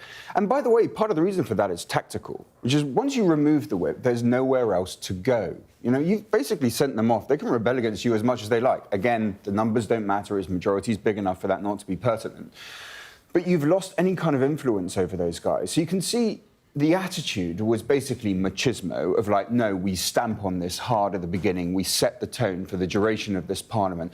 Well, that's fine. But what you've done is you've established a really new precedent for the manner in which we treat MPs voting with their conscience. Their vote happens to be, I think, a profoundly stupid one. The leadership was obviously going to move on this issue. That was quite clear. But regardless of that, you've established a new precedent, and one that isn't entirely to your advantage. So it seems overly macho and a little bit foolish. James Cleverly, this time yesterday, was telling me I would have to wait whether he was going to put his hat into the ring for leadership. Yeah. He said that's for another day. Actually, it was the same day and about 10 hours later. Not surprising. I don't think it's surprising. I think that even when these politicians say, oh, I need to think, what do my colleagues want me to do? The very fact they're going out and giving interviews and appearing in public to such a high degree suggests that they probably harbour leadership ambitions. And I think it's interesting that James Cleverly obviously is the first to go. Do you get a first mover's advantage by being the first to declare? I think we'll start to see now a steady stream of Tory candidates who, again, have been saying very similar things of, oh, I couldn't possibly talk about that right now, start to announce because the deadline opens today and it closes on Monday to get the required number of nominations to just be in the race in the first round. Does James Cleverly stand much of a chance? I think it's hard to tell in the sense he used to be quite popular with the Tory membership. I think he topped the Con Home Cabinet League table and he was Foreign Secretary. When he became Home Secretary, and obviously with the Rwanda plan, the various issues and a few gaffes in that time, he fell quite quickly. So I think there's a question whether he can get there. But for now, it's all about just winning round MPs, and they have the whole summer to do that. Yeah, now Mel Stride basically said that he was going to run as well, and he's about 40-1 in the papers this morning. But that man still has his seat with a 61-vote majority, so never vote against him is what I would say. No, that's fine, but he's not going to win. That's not going to happen. So, and you can see looking Who's going to win? Well, I still think it's going to be Badenoch. I mean, it just seems... I mean, look, obviously, you look at where the polling is internally of party members. Tim Bale's polling on that has been pretty strong. It's some of the only polling we've really got of that kind of group. And it seems that she has a very clear lead. I mean, she was on about sort of just over 30%, Cleverly on around 15, 16%. And he's going to be in a battle with Tom Tugendhat, right, for the sort of more centrist, let's appeal to everyone kind of cabinet. And so his appeal is going to be this. I have been the Foreign Secretary. I have been the Home Secretary. I've occupied these really big positions at the top of the state, unlike Tom Tugendhat, so I'm the guy to go with. I would suggest that will probably win in that contest on the centre. I don't think it will ultimately win in the contest in the Conservative Party. The bookies are suggesting it's Robert Jenrick's to lose. I mean, exactly. Yeah. But you've never seen a skinny bookie, have you? So don't bet against them. I do think, if you think about the membership and where they sit, and you think about some of the work that I believe Robert Jenrick's supporters have been doing with the Parliamentary Party, he is... Well, I think last week he was a bit underpriced. I think people are now cottling on to... I think there is quite a strong movement behind Robert Jenrick, and I've spoken to Tory MPs who, centre to the right of the party, and they say, they're really trying to pick between backing Kemi Badenoch or Robert Jenrick. So I don't think you can write him off yet. Ultimately, it's about who gets to the final two, and I think there'll be a really big effort by the Cans to try and stop Kemi Badenoch reaching the final two for the reasons that Ian just set out, which is because then it might be a bit more of a slam dunk. And actually, can, Robert Jenrick, James Cleverly, can these people, skim some MPs so she doesn't get to that point, because then it's more competitive. So perhaps we're heading to get Kemi as the theme for the coming weeks. We've seen this happen before with the Conservative Party when they've been deciding who their new leader is. In fact, it happened at the last one, didn't it? I think I'm right in saying. I can't remember who it was, but yeah, I remember that happening. Nigel Farage says he thinks several Tory MPs will defect to reform after this leadership race. That's perfectly possible. I mean, obviously, you look at the way the Bradman's talking, you sort of think, well, there's no... Look, is there any great ideological distinction at this point between someone on the right of the Conservative Party and someone in Reform? Not really. In fact, I would honestly say you look at, Reform's asylum policy in this election. Its asylum policy was we will send people overseas for processing. That's actually more moderate than the Conservative asylum policy, which is we'll send them to Rwanda and they'll stay there regardless of whether we give them refugee status or not. These guys are in the same ideological pool. So there's nothing to stop someone from the right going over there if they've decided that they're not going to get into government anytime soon. And the thing is, they're not going to get into government anytime soon. I think lots of Tory MPs have thought for, a couple of weeks now that Suella Braverman will end up with the Reform Party. Now, those close to her will deny that, but I think he just linked that ideologically trajectory. And I would separate Suella Braverman from someone like Kemi Badenoch in terms of, I think, Suella Braverman is more to the right in some ways, in some of the comments she's made about the pride flag and others. And I think that it's hard, to see her really staying in this Tory party for a long time on the current trajectory. And there's questions about whether she will go for the leadership this time, because Robert Jenrick seems to have taken some of her core supporters to his camp. So I think there's a big question mark on her, but I can see a potential split. It depends if they can get a party leader who can, almost straddle the right and the centre, which is obviously a really hard ask. Indeed, that's what the present leader tried to do pretty ineffectively. He did, but he just couldn't even sort of make a decision as to which he was pursuing, really. I mean, it's possible that can be done with some great unifying message that speaks... You'd probably think that the kind of language you want to use is, I speak common sense, and, you know, in certain areas it's right-wing, and so that's the kind of way you'd approach it. Instead, Starmer just managed to... Starmer, beg your pardon. Sunak, Jesus. Sunak just managed to feed the beast on the right while being unable to placate it. And that is the danger area that you get to, because reform will always be able to outbid you on just how brutal you can be in your rhetoric and that kind of language. There you really need to be quite careful. A mixture of sort of like technocratic vibes with populist rhetoric really is not a very efficient way to go, and Sunak did demonstrate that much, at least. OK. Fascinating. As always, it's great to see you both. Thank you very much indeed. Thanks a lot. Just want to bring you some more on the breaking news that we had a few moments ago, and that is that a plane crash has killed 18 people as the aircraft slipped off the runway while attempting to take off at Nepal airport. These are the images that you can see reaching us here at Sky Centre. The pilot was the only survivor after that domestic plane carrying 19 skidded off the runway and crashed while attempting to take off in Nepal. The plane was carrying 2 crew members and 17 technicians to the city of Pokhara for maintenance checks, that according to the airport security chief. He said that, in fact, speaking to local media, the plane caught fire after it left the runway at Tribhuvan International Airport in the capital of Kathmandu. TV channels showed firefighters trying to put out the fire, and as you can see, thick black smoke rising into the sky. The fire has now been brought under control, as images showed the charred wreckage of the aircraft. We'll get more on that, and we will update you further here on Sky News. But terrible news if you're just tuning our way this morning. 18 people having died when an aircraft skid off the runway in Nepal. Just the pilot survived.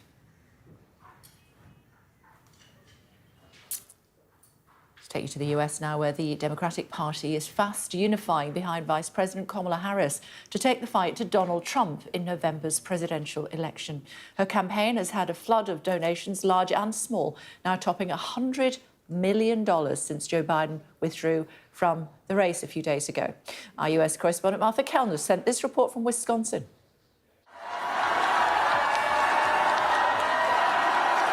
It starts here in Milwaukee, Wisconsin. This campaign is officially underway. The excitement palpable.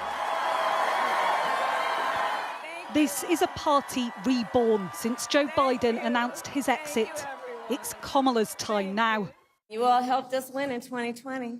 And in 2024, we will win again. This her moment to sell a vision to the nation. Number 1 on the agenda, restoring reproductive rights. We'll stop Donald Trump's extreme abortion bans because we trust women to make decisions about their own body and not have their government tell them what to do. The stage is now set for a battle, former prosecutor versus convicted felon. I took on perpetrators of all kinds. Predators who abused women, fraudsters who ripped off consumers, cheaters who broke the rules for their own gain.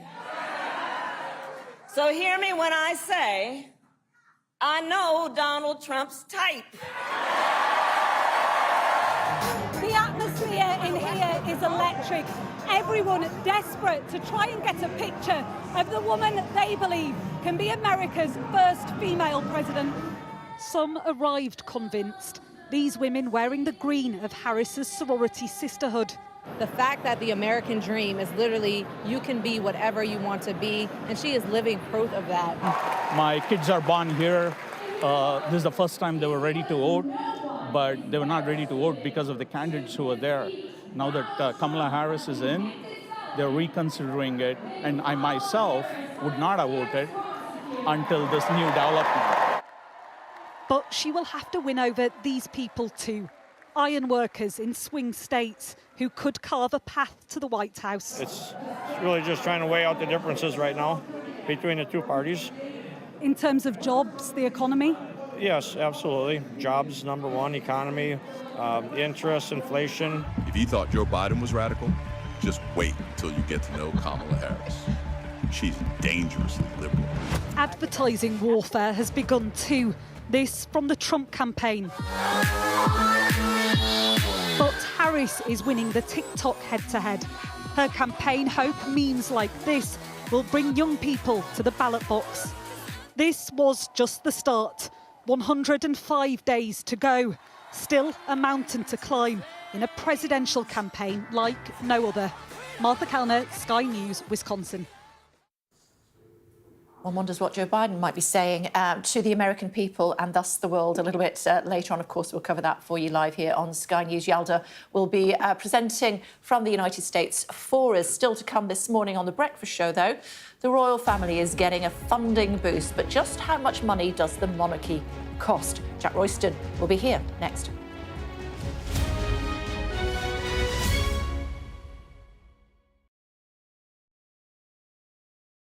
She's got a little long white cane. She's got gorgeous fabrics and textures on her clothes, so we can really interact with her. And as a blind person myself, I love textured clothes. So yeah, it was amazing to be a part. When I lost my vision almost 12 years ago, I was so worried about holding a long white cane. I had to get it out at school, and I used to hate my long white cane.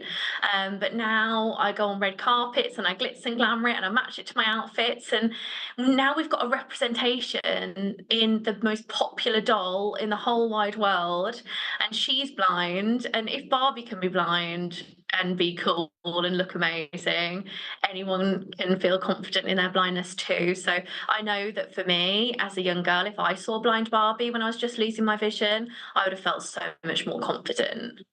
Here she is. You saw her on the VT as well, but she's amazing. And her eye gaze reflects someone with visual impairment. It's slightly upward. Actually, my right eye slightly gazes offward. And I love that about myself. It's a massive identity for me. I love her cane. It's actually detachable. It's so cool. And also her clothes are really cool because they're textured, but they're easy to see. So anyone with a visual impairment, it's really cool. And her arms move, so she can sweep her cane.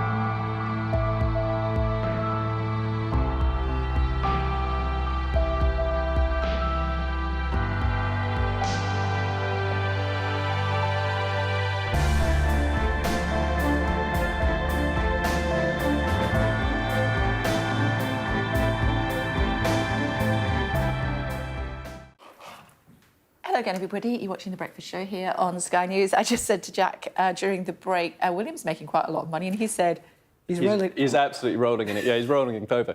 He's bringing in about 23 million. Not how we would describe that in Wigan. No, I'm sure. He's got his bum in butter. His bum in butter. I'm sure he's got that too. Yeah, so he's bringing in about 23 million quid a year, which I'd almost be tempted to say he might be wondering what to do with it. There's so much money. He could actually, in a couple of years, fund the entire Earthshot Prize award money over all 10 years of it in just a couple of years of income. Wow. So it's huge amounts of money. And it does mean that he has this era ahead of him now where he can do kind of whatever he wants. He can be way more ambitious than he ever was before Charles became king. So the reason he's suddenly making all this money is because he inherited Charles's property estate, the Duchy of Cornwall. Charles was using it to fund not only himself, but also William and Harry.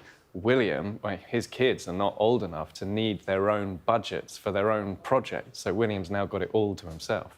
And something else I learned from Laura in the last hour is that the king owns the seabed around the country. Oh, yes, and what a lucrative seabed it is, because this is where they've been putting all the offshore wind, which is why the Buckingham Palace coffers are also going to be overflowing in the years to come. So the money isn't quite there yet. It's going to be there from probably next year, but it's going to be a £50 million increase in the amount of money that would be given to the royal family, taking it from about 86 million to about 130 million.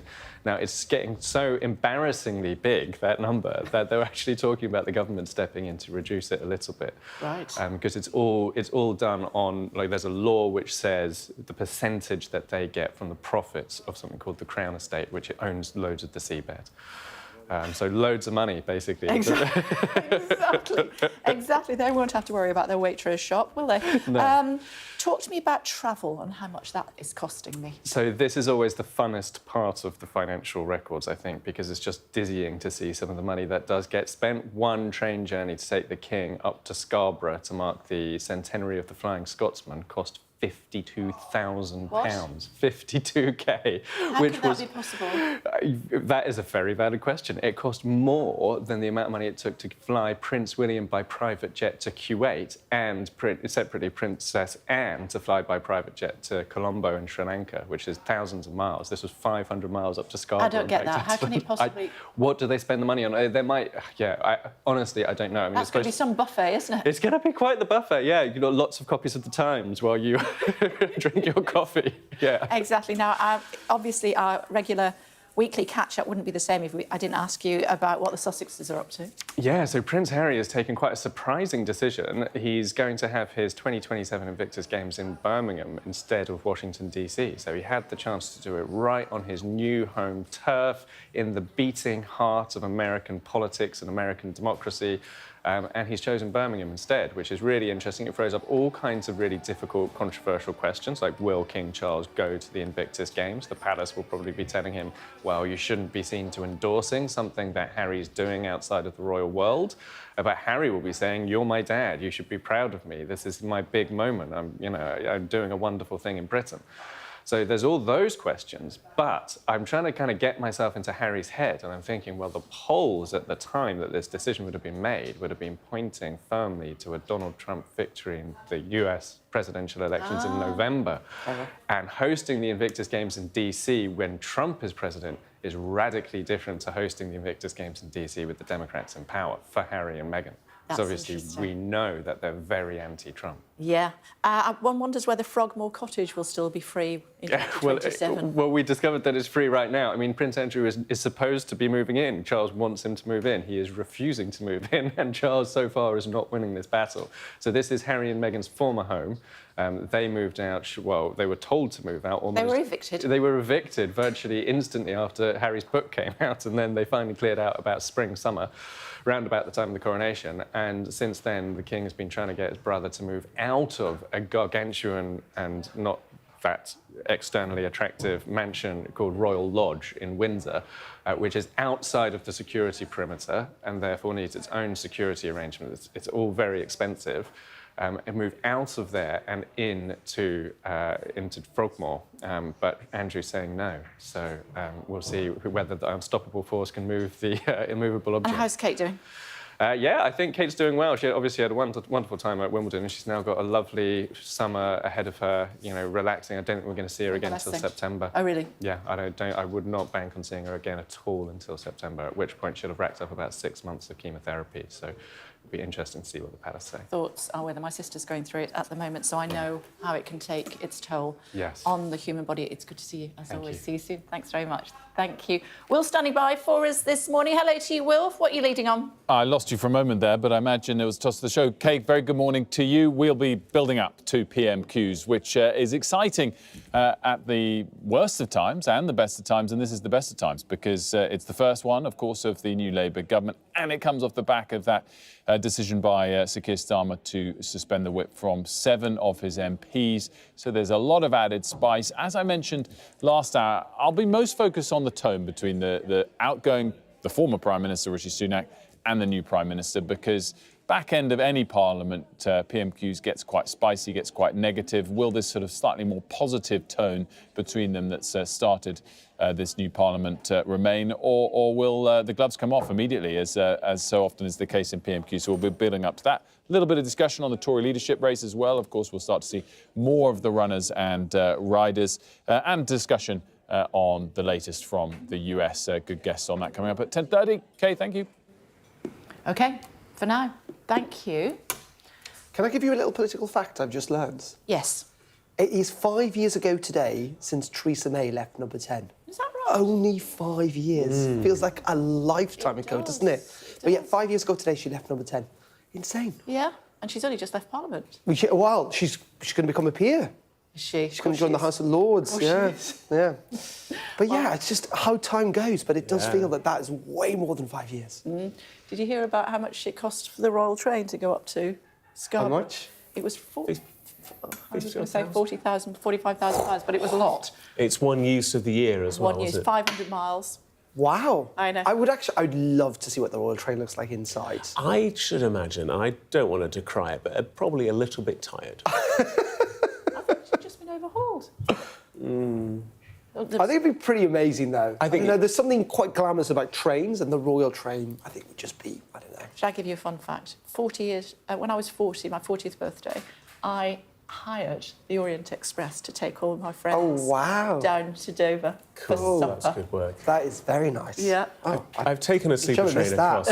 Shame I missed that. You weren't alive then. No, I took a sleeper train across the UK once. It didn't sleep. Terrible night's sleep. It's an oxymoron. It really is. Trading standards should be alerted immediately. Let me tell you about John Mayall, the father of British blues. He has died at the age of 90.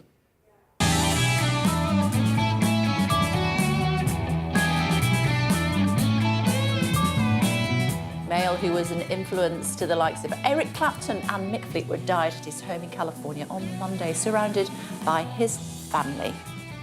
Grew up in Manchester. And then had a glittering career and the influence on the rest of this industry as well. Just remarkable. And that'll do it.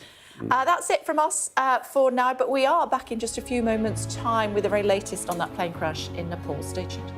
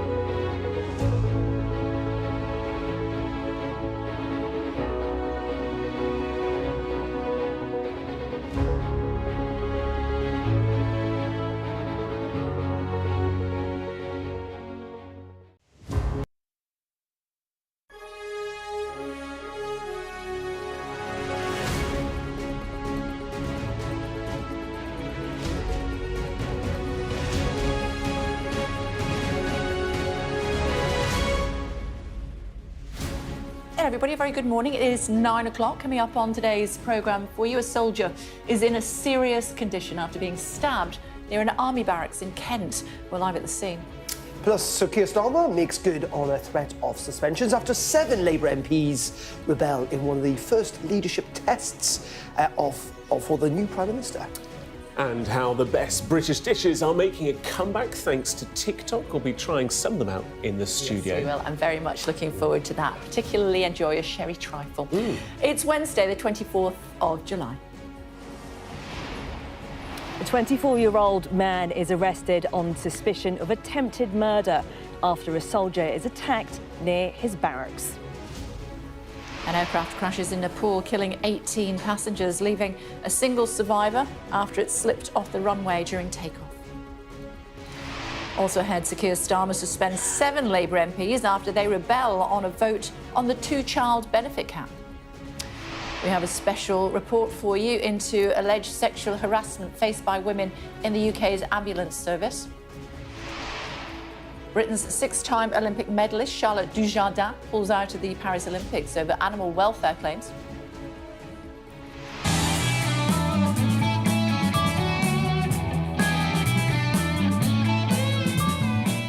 And John Mayall, the father of British blues, has died at the age of 90.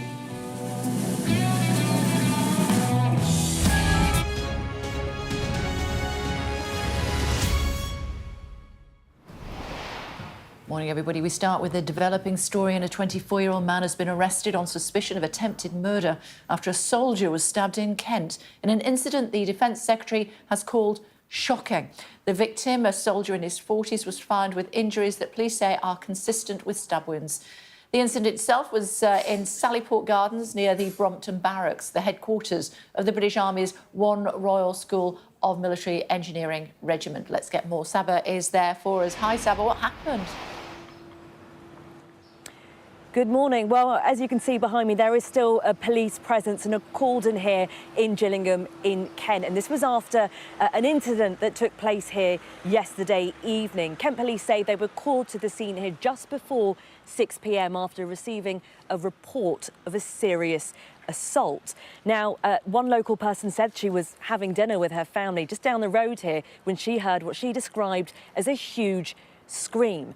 Now, the army have confirmed that the victim is a soldier in his 40s who has serious injuries that are consistent, we've been told, with stab wounds, and that as I say, their condition right now is very serious, and they are in hospital after they were airlifted from the scene yesterday evening. Now, the Defence Secretary John Healey has expressed his concern regarding the incident on X, saying the following: shocking to hear of an attack on a soldier in Kent. My thoughts are with the soldier and his family, who deserve privacy at this difficult time. On behalf of the government, I wish him a speedy recovery. Now, Kent Police have said that inquiries are ongoing at the moment to establish the facts around exactly what happened around 6 p.m. yesterday evening, and that they are calling on members of the public or potentially witnesses that may have seen anything to come forwards in order to help their investigation. OK, for now, thank you.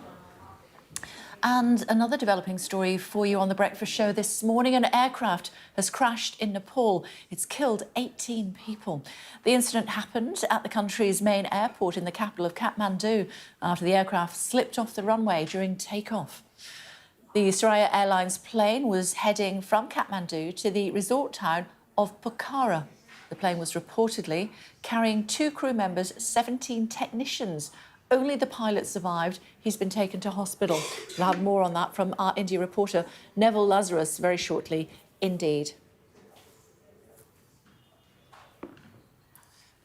Before that, though, let's tell you what Keir Starmer's been up to, and he's not taking any prisoners. He really isn't. Quite punchy from the Prime Minister last night. He suspended 7 what were Labour MPs for 6 months after they rebelled. For 6 months? For 6 months, yeah, after they rebelled on the King's Speech, first Labour King's Speech in 14 years, on this child benefit cap. It was an SNP amendment. But yeah, Keir Starmer trying, I think, to assert not just his authority, but send a message of how he's going to govern for the next 5 years. The eyes to the right 103. The noes to the left, 363.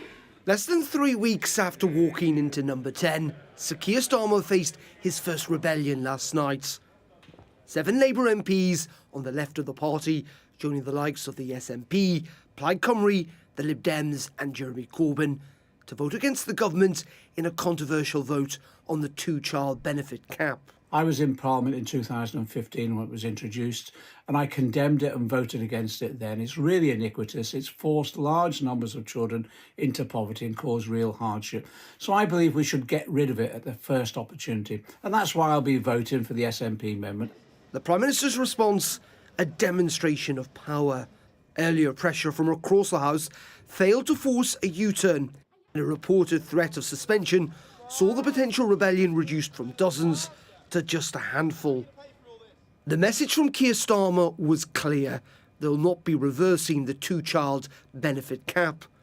The Work and Pension Secretary, Liz Kendall, yesterday stuck by the party line, maintaining Labour would not fund scrapping the benefit right now. People have rightly raised this issue. We know the evidence about its impact, but we were, as you know, we were elected promising that we would only make commitments when we show how we can fund them. The question now for Labour, will these suspensions nip future rebellions in the buds or simply provoke more? And it's first Prime Minister's questions today, which is a surprise. In fact, I asked you because I thought, was there not one last week? But of course, it was the King's Speech. It was the King's Speech, yeah, and it's actually the last one as well before the summer recess, because Parliament goes into recess next Wednesday. Yeah, it's going to be really fascinating. I mean, we have seen, obviously, the kind of change in the dispatch box. I think, actually, on Monday, Keir Starmer called Rishi Sunak the Prime Minister and had to correct himself. But, you know, PMQs is always theatre, isn't it? And this will be remarkable because, again, we have to get used to the fact. And this bleeds into the argument about the rebellion last night, if you like, in the sense it was only 7 MPs. You can afford to have a rebellion or even suspend 7 MPs when you've got such a large majority. But seeing those 400... Message, though, isn't it? It is. Seeing those 400-odd Labour MPs on one side is quite the image, I think, particularly for the opposition. But you're right, this was all about sending a message. I think the big argument is, will this just cause divisions that are unnecessary? In fact, there's an NEC member this morning, a Labour NEC member, that's the National Executive Committee, saying that Starmer thinks he's showing he's a strong leader, but actually it's complete control freakery and authoritarianism. And I think that's just a sign that he could be storing up trouble for later on in his premiership. OK, apparently I'm just getting, the stabbing that we've been talking about. Yes, of course. This morning, the soldier who is really not very well at all. Apparently Keir Starmer has tweeted about that. Yeah, just bear with me while I get it up. I'm shocked and appalled by the news that a soldier has been attacked in Kent. All our thoughts are with the soldier, his family and our armed forces community who serve to keep all of us safe.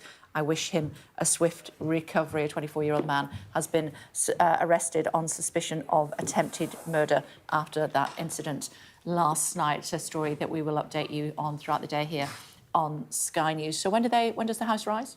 Next Wednesday. But we've got, before that, just briefly, nominations, of course, for who the new Conservative leader might well be. They open up this evening. They close next Monday. We've only got one name at the moment, James Cleverly. I suspect we're going to hear many more names in the hours and days to come. OK, for now, thanks very much. Thank you. Bring you up to speed on some of the day's other stories, shall yes, we? please. Yeah, Yes, do. Perfect. I'll just do that now for you. Several serving and former female NHS paramedics have told Sky News how they were pressured for sexual favours by colleagues and bosses for promotion or to keep their jobs. The head of the NHS Whistleblowers Office has said it shows women aren't safe in the ambulance service. Just a warning that this report by Richard Venables, who has the story, contains sexually explicit language and descriptions of sexual harassment. A uniform which should make you feel safe. But 3 former and current ambulance workers have told Sky News their years wearing it were marred by harassment, with women even pressured for sexual favours. Say you make a mistake in protocol, you'll get someone say to you, well, I'm going to report you if you don't have sex with me. I said to the guy, well, report me. And he said, well, just watch your back, because I could rape you. Former paramedic Katie remembers students being particularly vulnerable. There were lots of men out there who would want sexual favours to pass you or sign you off, maybe on your portfolio. This one guy, actually, I worked with him, and he did say to me, let's go out. If we go out for drinks, I can get this signed off. He was predatory. She says sexual favours were seen as a joke or part of the banter. They were obsessed with blowjobs. Everything was about them. Give me one and then I'll do this. For years, cultural reports have raised concerns about the number of women in the ambulance service being hounded for sexual favours by their colleagues or bosses. At the heart of the problem seems to be the huge power imbalances at play, but also a culture in which people just don't feel safe in speaking up.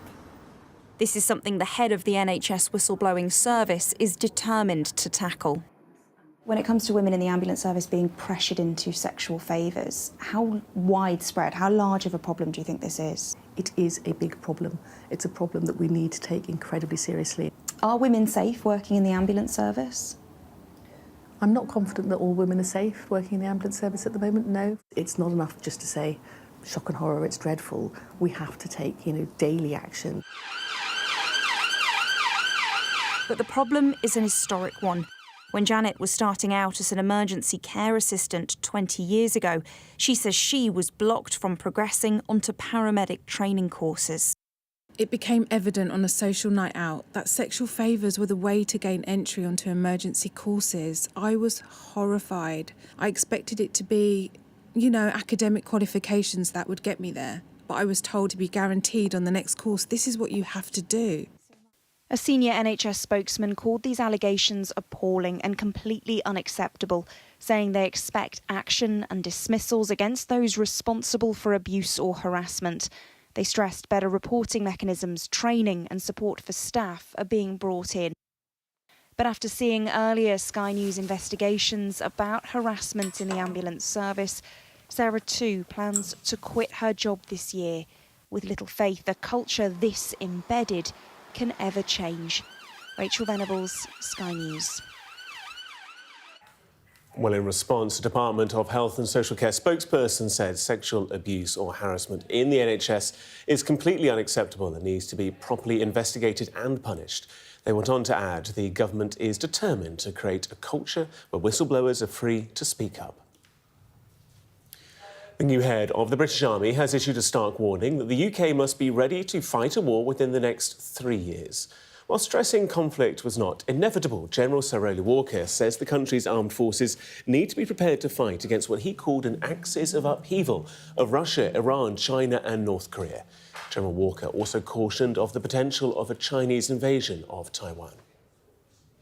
Here we have somebody, General Sir Rowley Walker, beginning his tenure as the head of the army, making a very, very profound statement, repeating what Sir Patrick Saunders, his predecessor, has said, that our world is getting more dangerous, not less. And this new axis of Iran, Russia and China are actually joining together, and we've not done enough about it. So it's not just a wake-up call, because many of us have been saying this for some time, but a confirmation that absolutely we need to do more. Otherwise, our world is going to change very, very fast indeed. Let's bring you more on the developing story this morning of a plane crash in Nepal that's killed at least 18 people. Our India correspondent, Neville Lazarus, joins us now. Neville, what more can you tell us? Well, we know 18 bodies have been recovered so far from the debris of the crash. This plane veered right just as it took off and crashed with plumes of smoke at the end, close to the runway. Now, Tej Prakash Pordial, the spokesperson of the Tribhuvan International Airport in Kathmandu, said the captain of the aircraft has been rescued. He's been rescued alive. He's been taken to the hospital. We don't know his conditions yet, but 18 people have died so far. There has been a lot of criticism of the air safety mechanisms in Nepal because of the mountainous region. It's also unpredictable weather conditions, especially in the monsoon season. We are in the monsoon season at the moment.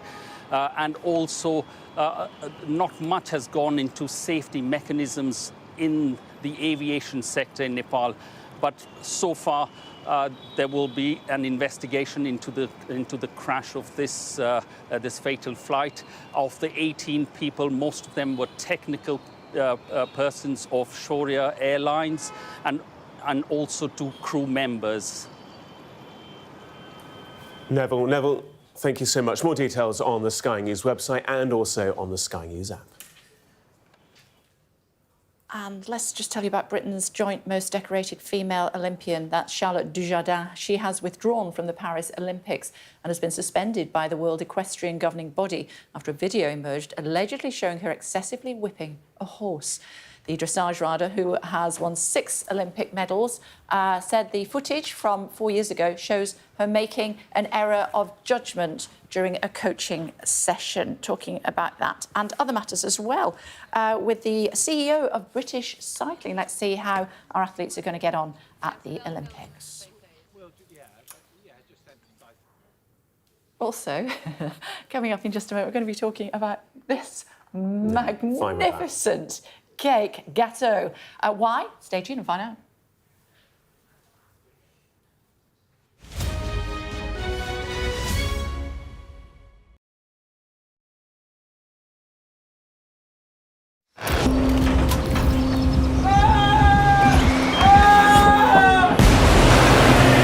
The most significant day of this conflict. They keep telling us that they want aid. And this is what's left of it. Tanks, heavy vehicle.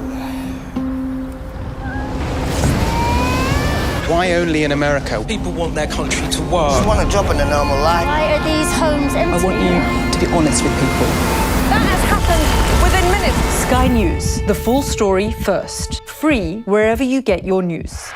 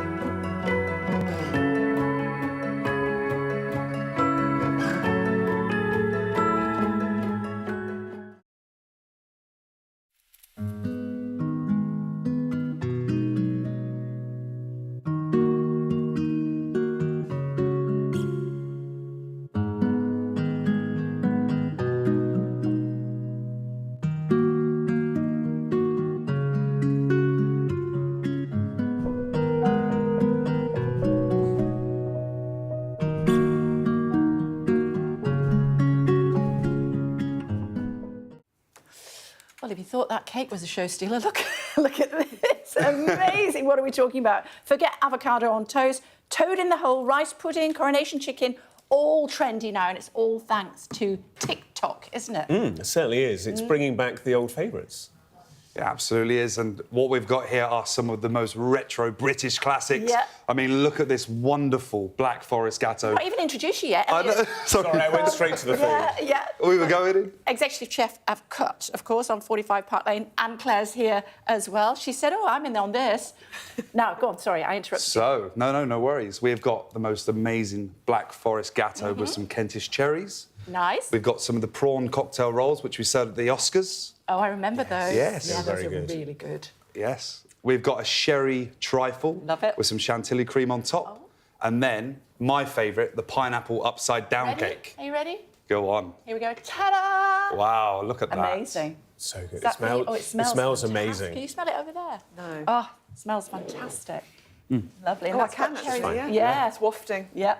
Let me pop that back. So, not only that, you're going to show us how to pipe this. Yes. While you tell me about TikTok and how... Tell me more. Well, this is the thing, isn't it? That things like jam roly-polies, Arctic rolls, for example, TikTok like that. trends obviously have brought back a Yeah. lot of the From the foods top. that we used to eat. And, of course, you've got a whole new generation that's discovering not only foods, but music as well. You think of Stranger Things, for example, and bringing back some of the songs of the 80s and making those popular for... Kay, you're doing a very good job of this. You do really well. I have to say it's not my first rodeo. Claire, Yours how's is it going? coming along good as well. This is mine, but I feel like I might be a natural.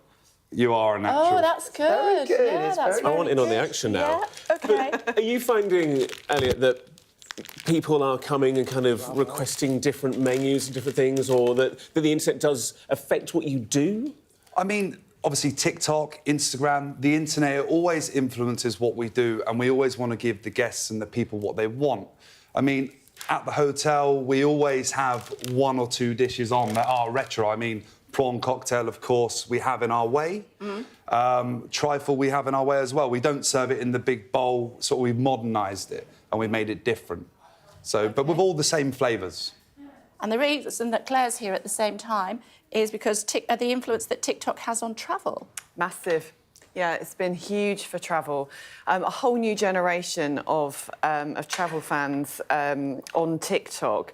And, you know, that's for several reasons. I mean, there's a generation who use TikTok like a search engine. So in the same way that others might use Google or Yahoo, for example, you know, they're using TikTok to search for best hotels in or most affordable places to stay, for example.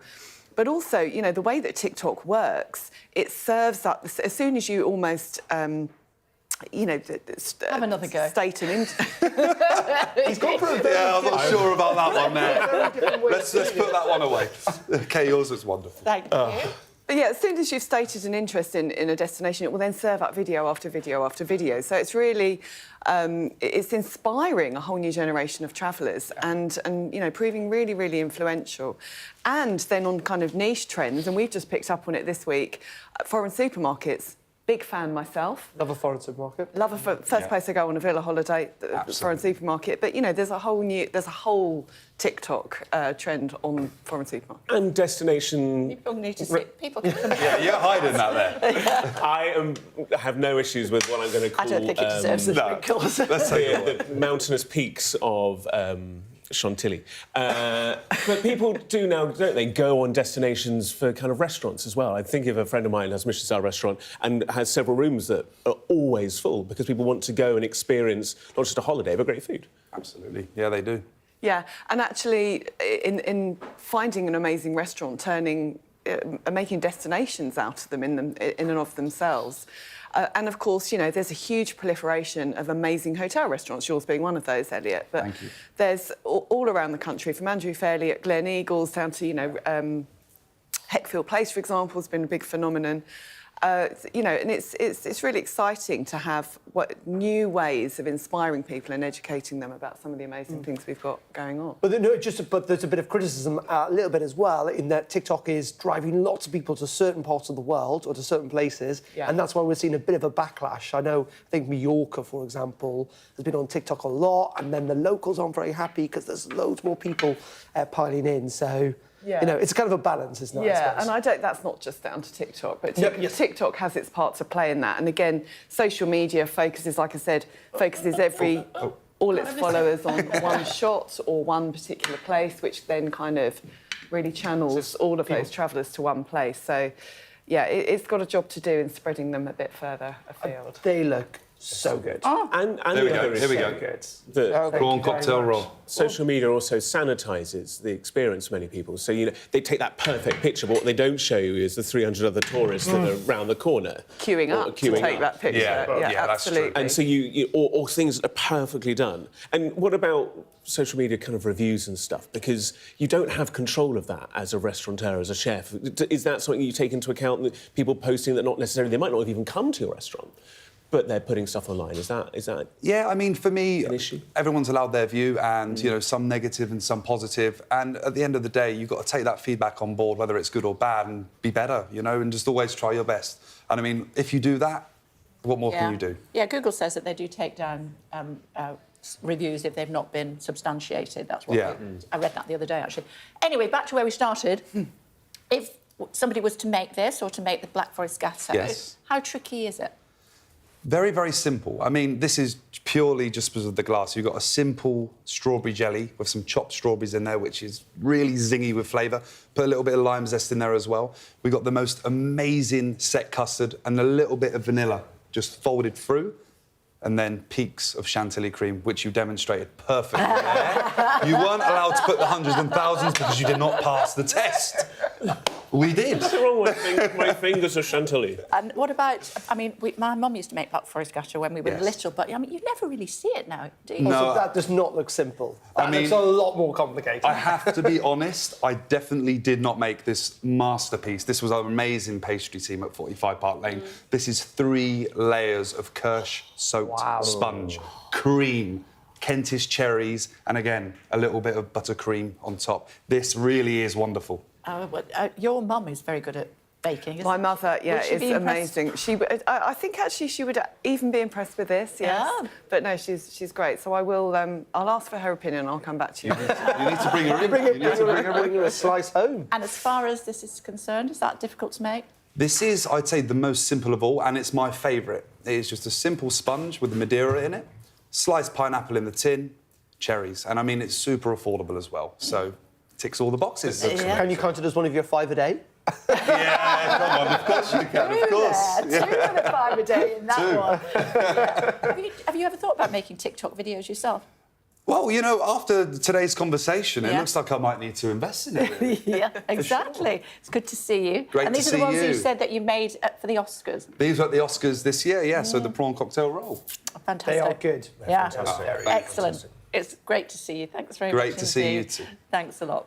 Still to come on I know, we want to carry on eating. Still to come on The Breakfast Show, speaking to a charity sending crutches to Gaza to help support amputees in need. That to come in just a moment. To stay tuned.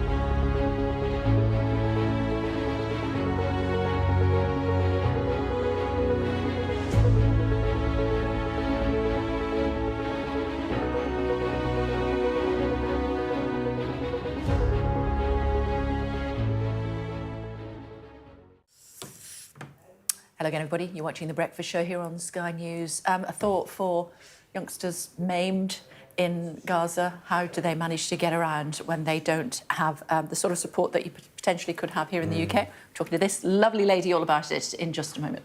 But first, we'll remind you of our top stories this morning. The stabbing of a soldier near Army Barracks in Kent is not being treated as a terror incident. Sky News understands the victim, in his 40s, was wearing uniform at the time of the attack. A 24-year-old man has since been arrested. 18 people have died after a plane slipped off the runway and caught fire while attempting takeoff at an airport in Nepal's capital, Kathmandu.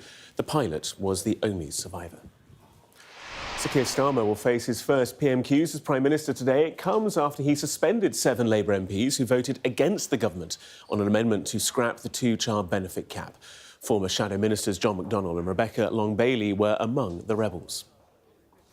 And Britain's joint most decorated female Olympian, Charlotte Dujardin, has pulled out of the Paris Games after a video emerged of her allegedly whipping a horse multiple times. Talk about those kids in Gaza, should we? May Sadine Finn, Vice Chair of Anglo-Jordanian Society, is with us. It's good to see you. Lovely to see you. Thanks for joining us. Now, tell us us about this campaign that you're launching today. Thank you. So, as we've seen the kind of situation in Gaza escalating, where it is estimated around 10,000 people, out of which actually 5,000 we come to know are children who lost one of both of their limbs.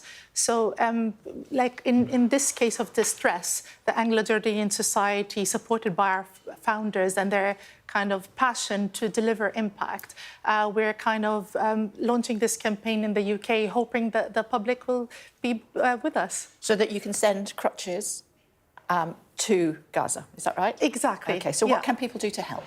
So basically, we're asking the public, if you have clutches or walking aid or even walking sticks that you have at your home that are not being used, please clean them, tap them together. And there are some with our wonderful partner, the YMCA and the College of Medicine.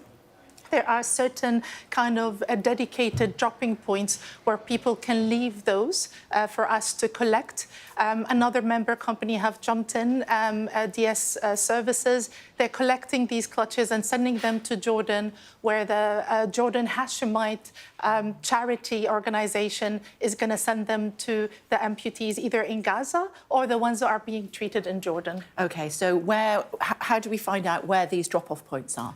They're on our website, and if the public or the youth are finding they don't have these around their homes, there's a button to donate, and the monies used will be kind of to buy new crutches or to kind of help transport more support from the UK into Jordan. OK, and how do we find your website?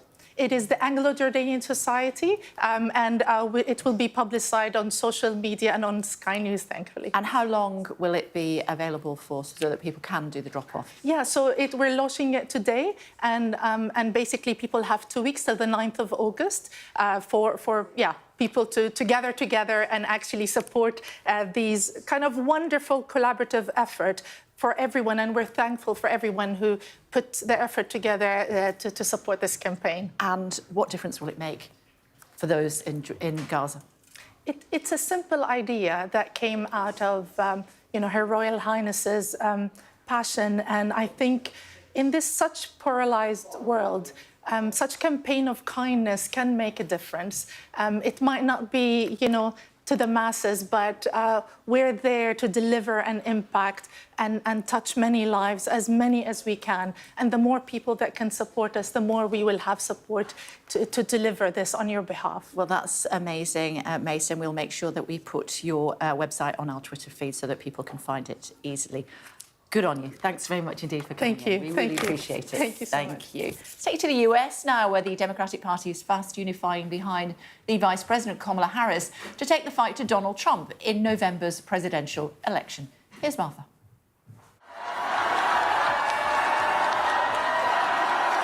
It starts here in Milwaukee, Wisconsin. This campaign is officially underway. The excitement palpable. This is a party reborn since Joe Biden announced his exit. It's Kamala's time now. You all helped us win in 2020, And in 2024, we will win again. This her moment to sell a vision to the nation. Number 1 on the agenda, restoring reproductive rights. We'll stop Donald Trump's extreme abortion bans because we trust women to make decisions about their own body and not have their government tell them what to do. The stage is now set for a battle, former prosecutor versus convicted felon. I took on perpetrators of all kinds. Predators who abused women, fraudsters who ripped off consumers, cheaters who broke the rules for their own gain. So hear me when I say, I know Donald Trump's type. The atmosphere in here is electric. Everyone desperate to try and get a picture of the woman they believe can be America's first female president. Some arrived convinced, these women wearing the green of Harris's sorority sisterhood. The fact that the American dream is literally you can be whatever you want to be, and she is living proof of that. My kids are born here. This is the first time they were ready to vote, but they were not ready to vote because of the candidates who were there. Now that Kamala Harris is in, they're reconsidering it, and I myself would not have voted until this new development. But she will have to win over these people too. Iron workers in swing states who could carve a path to the White House. It's really just trying to weigh out the differences right now between the two parties. In terms of jobs, the economy? Yes, absolutely. Jobs, number one, economy, interest, inflation. If you thought Joe Biden was radical, just wait until you get to know Kamala Harris. She's dangerously liberal. Advertising warfare has begun too. This from the Trump campaign. But Harris is winning the TikTok head-to-head. Her campaign hope memes like this will bring young people to the ballot box. This was just the start. 105 days to go. Still a mountain to climb in a presidential campaign like no other.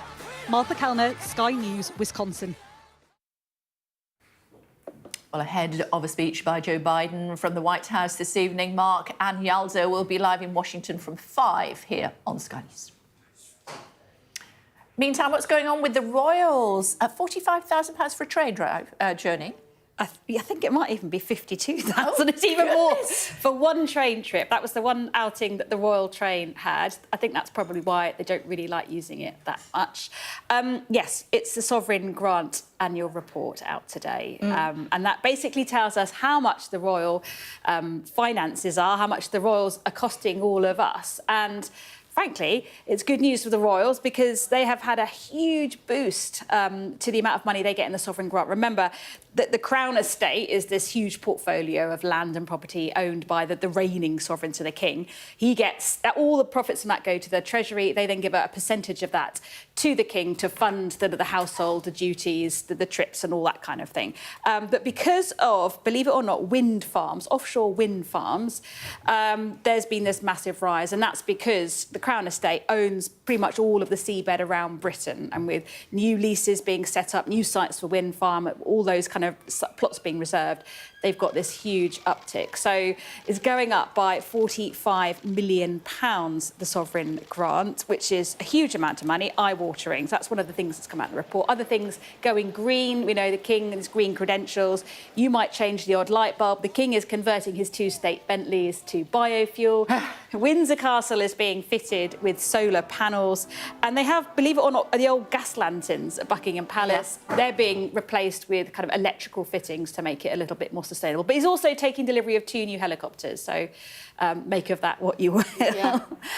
Prince William has made a lot of money as well last year. He is now kind of the person who owns or belongs the Duchy of Cornwall belongs to him, and that's £23 million a year it's making for him. We don't know how much tax he pays. We're told that it is appropriate. He hasn't disclosed any of those details. And Frogmore Cottage is still empty, looking for new tenants. Ah, there we are. It's good to see you. Thanks so much indeed for the update. Thank you. Britain's joint most decorated female Olympian, Charlotte Dujardin, has withdrawn from the Paris Olympics and has been suspended by the World Equestrian Governing Body. Why? Let's find out with Rob. Hi, Rob. Hi, yes, well, a video was sent into World Equestrian's governing body just 2 days ago, allegedly showing Charlotte Dujardin mistreating a horse, and she eventually confirmed to them that it was her, and she owned up to an error of judgment. And yesterday, within 24 hours or so of that anonymous complaint to the governing body, she was out of the games. She's agreed to a suspension, and that ends her hopes of a 7th Olympic medal. Having won medals at each of the last 3 Olympics, she would have become Britain's most successful female Olympian, perhaps here, one of the great medal hopes. But now she says she's let her team down, and we've seen this video allegedly showing her striking a horse in training 4 years ago, and all sorts of questions over why now has it emerged as she now fights to defend her own reputation and to save her career in the sport. This coming just 2 days before the opening ceremony of the Olympics, but the first action actually begins today at the Olympics with rugby and football, and that's put an intense security focus on Paris, with the Israeli national men's team playing Mali. There's been protests feared for the game at Paris Saint-Germain Stadium, with calls rejected by the IOC from the Palestinian delegation for Israel to be banned over the war on Hamas in Gaza. But certainly the IOC believe that there has been ramped up security, with their fears, of course, still very high about the safety of the team, with the IOC President Thomas Bach reflecting yesterday, of course, on the 1972 Olympics when there was the terror attack with Palestinian gunmen killing 11 Israeli athletes. And it shows why there will always be that intense sort of concern about the safety of all athletes here at the Olympic Games. And more broadly, there are questions within the IOC about how much there are efforts to disrupt these games, particularly by Russia. Of course, they are banned over the ongoing war in Ukraine. Just yesterday, we had news of a 40-year-old Russian being arrested for allegedly trying to destabilise the games. It comes after months of warnings of threats from security experts and Olympic organisers that things like fake AI, Tom Cruise videos are being used to try to sow fear that there could be attacks on these Paris Games. So many levels of interest, many different issues as we prepare for the build-up to Paris 2024. OK, Vinay, thank you. Sam's here. We've not seen him all week. I haven't seen you in ages. I know. What about that awkward squad? What's going on there? So, Keir Starmer has suspended some of his Labour MPs for rebelling last night over the 2-child cap benefit. The SNP put down a motion suggesting it should be abolished immediately. They rebelled, they voted against him, and this group, left-wing MPs, including John McDonnell, have all had the whip taken off them for 6 months in the first instance. We'll see what happens later on. It's quite a big moment. This is Keir Starmer imposing discipline on his party. So, Kate, why is he doing it? He stood on a manifesto that said, we're not going to get rid of this cap. We'd love to, but we just don't have the money. And whilst I think almost all the Labour Party would quite like to get rid of this piece of legislation, this financial block on people being able to claim more benefits, the bottom line is it's going to cost £2.5 to £3 billion, and they don't have that going short. And Keir Starmer knows that if he gives in on this, then there'll just be something else. There'll be something else that most Labour MPs want, and then another thing, and another thing.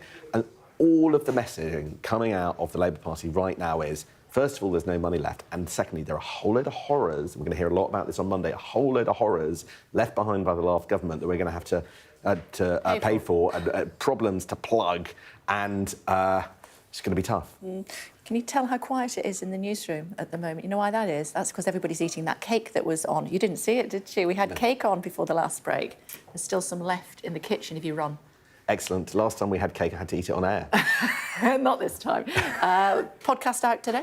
Out today, out every day, but tomorrow's the last one, and then we break up for the summer. OK. Well, I'll miss you. We'll see you soon. Thank you. Still to come on The Breakfast Show for you here on Sky News Wednesday morning. Will Tom Pidcock and Beth Shriver hit it home for Team GB? The boss of British cycling is here next.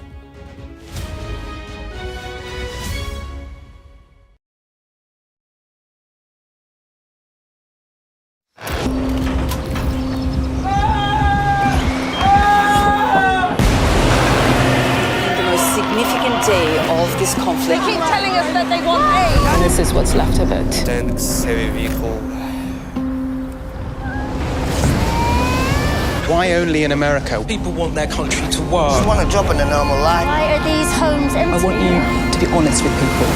That has happened within minutes. Sky News, the full story first. Free wherever you get your news.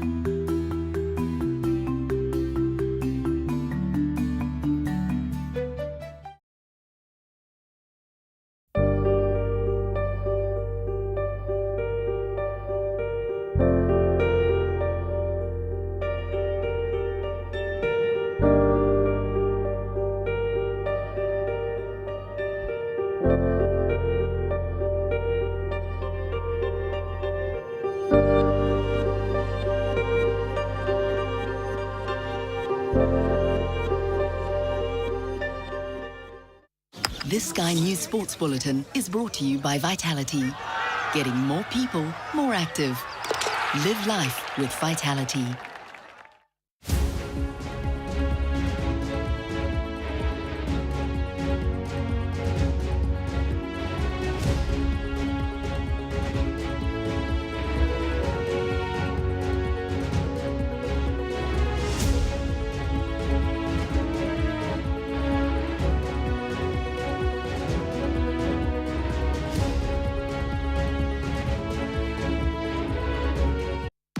This Sky News Sports Bulletin is brought to you by Vitality.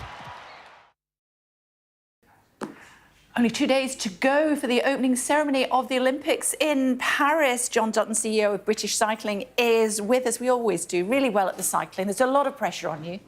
Good morning, Kay. High expectations. Great Britain cycling team top of the medal table in the last 4 Olympic Games. But yeah, we're in good shape and looking forward to what's ahead. Why are we so good? We've got a fantastic talent pathway. The team led by our performance director, Stephen Park, have done just a remarkable job. And we continue to modernise. Everyone keeps catching us and getting better. Obviously, technology plays a really key part. So investing in the programme, finding great athletes, nurturing them and supporting them to be great role models as well. Where does this take us back? Where did we start being really good? I think you go all the way back to Chris Boardman winning the first British medal, but it was really 2012 where the sort of explosion happened, and we topped the medal table in the last 4 games. And medal competitive across the disciplines. There are 5 different disciplines in the Olympics and 2 in the Paralympics. And we shouldn't forget about the Paralympics, which are fast coming into view as well. And we run a fully integrated programme in Manchester, so over 130 athletes on the programme and such amazing talent. Are we good at Paralympics as well? We are. We're in really good shape. The news that Dame Sarah Storey will ride again in the Paralympics. So we've got such a talent in the Paralympics, probably more experience in the Paralympic team. We've got 30 athletes, our biggest team in the Olympics, and 15 making the debut, including the very talented Emma Finucane in the women's sprint, the current world champion. And BMX? BMX, so we are current Olympic champions, Beth Shriver. I'm sure we remember what happened in Tokyo with Beth and with Kai. Yeah. And then in the freestyle, Charlotte Worthington, current Olympic champion, and Kieran Riley, the current world champion. And freestyle is going to be something to look out for. It will be animated across Paris. It's a really exciting discipline, and it's attracting a younger audience as well. What difference does it make that it's just across the water as opposed to in Asia or the US or whatever? I think it's great for the athletes and the preparation, but probably more importantly for the people back home. It's in our time zone, and important that the previous two Olympics, we had the obviously displaced pandemic games in Tokyo, but with LA and Brisbane to come, we really should make every moment of what's ahead, watching it in our time zone, getting behind the team, and the athletes will inspire the next generation as well. So tell me more about who we should look out for. So I think if we go through really quickly, we start off on the road with a time trial. Josh Tarling, a young athlete who medalled in the World Championships, moved through to the mountain bike. Tom Pidcock, very much to look out for. He's on absolutely top form.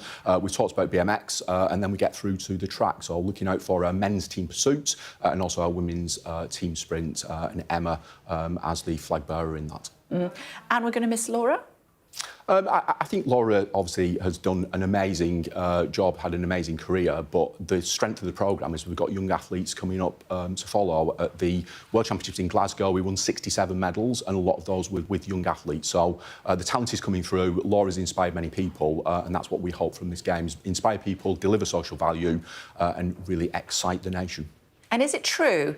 Is it true that Laura and her husband, they got 12 gold medals between them, I think, and did they actually really make a clock out of them? I'm not sure. I'm not sure, Kay, about that, but they've got enough medals to absolutely. They've got enough medals to probably make some quite impressive souvenirs out of them. Yeah, it's good to see you, John. Thank you. Good luck. Thank you very much. To all of your athletes. Thank you. Let's update you on what's happening with this soldier who was stabbed yesterday. A 24-year-old man has been arrested on suggestions of attempted murder. Let's get more with Saba. Saba, what more can you tell us? Good morning, Kay. Well, look, it's unclear what exactly took place here in this corner of Gillingham in Kent, but Sky News understands that this is currently not being treated as a terror incident. Let's tell you what we do know. So Kent Police were called to the scene here just before 6 p.m. yesterday evening. This was after receiving a report that someone had been attacked. There was a serious assault, was how it was described. Within half an hour of that phone call, Kent Police did arrest a 24-year-old man on suspicion of attempted murder. Now, the Army have confirmed that the victim is a soldier in his 40s, and he currently has sustained serious injuries for which he is getting treatment at hospital. He was airlifted from the scene. Now, Sky News also understands that the soldier was wearing uniform at the time of the attack. Now, we've heard from the Prime Minister, Sir Keir Starmer, who said he was shocked and appalled at this news. And we've also heard from General Sir Rowley Walker, the Chief of the General Staff of the Army, effectively the head of the Army, who has said the following: I am deeply saddened by the horrific and unprovoked attack on an officer yesterday. Our armed forces make extraordinary sacrifices to defend our nation and deserve to be respected. My thoughts and best wishes are with him and his family. They have the full support of the chain of command as they recover from this horrendous incident. Now, Kent Police have said that inquiries are ongoing and that there are calls for anyone who may have seen anything to come forwards to help with their investigation. OK, thanks. For now, I'm sure that story is going to develop during the day. Also, today, the first and last Prime Minister's Question Time for Keir Starmer for a while. Why is that? Yeah, indeed. Midday, we're with the King's speech last week. Before that, MP's been sworn in. And then Parliament goes into recess next Wednesday. So this is our only chance to see it. Yeah, I know. So, yeah, it's going to be interesting to see the different dynamic, if you like, of clearly Keir Starmer on one side of the dispatch box when he's very used to the other. It'd be interesting because the two of them have seemed quite jovial, haven't they? Sorry. The two of them have seemed quite jovial in their interactions the last couple of weeks since the election. It's kind of strange in the sense that Keir Starmer seems very comfortable as being Prime Minister, and Rishi Sunak seems like he's had the weight lifted off his shoulders. And actually, it's been very conciliatory and, yeah... For now. For now. Give it till 12. Well, he's also on the way out. I mean, you know, by November, he's going to be gone. Yes, he is. Wonder where he's going to be going to. John Mayall, the father of British blues, has died at the age of 90.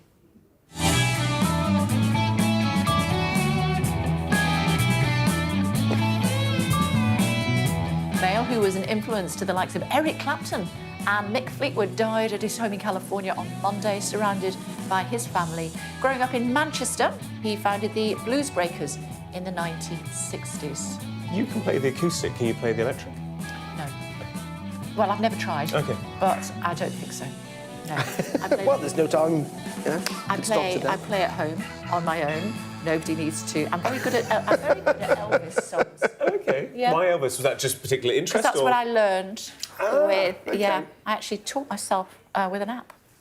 Oh, wow. That's quite impressive. Oh, thanks. Wow. Thanks. Are you here tomorrow?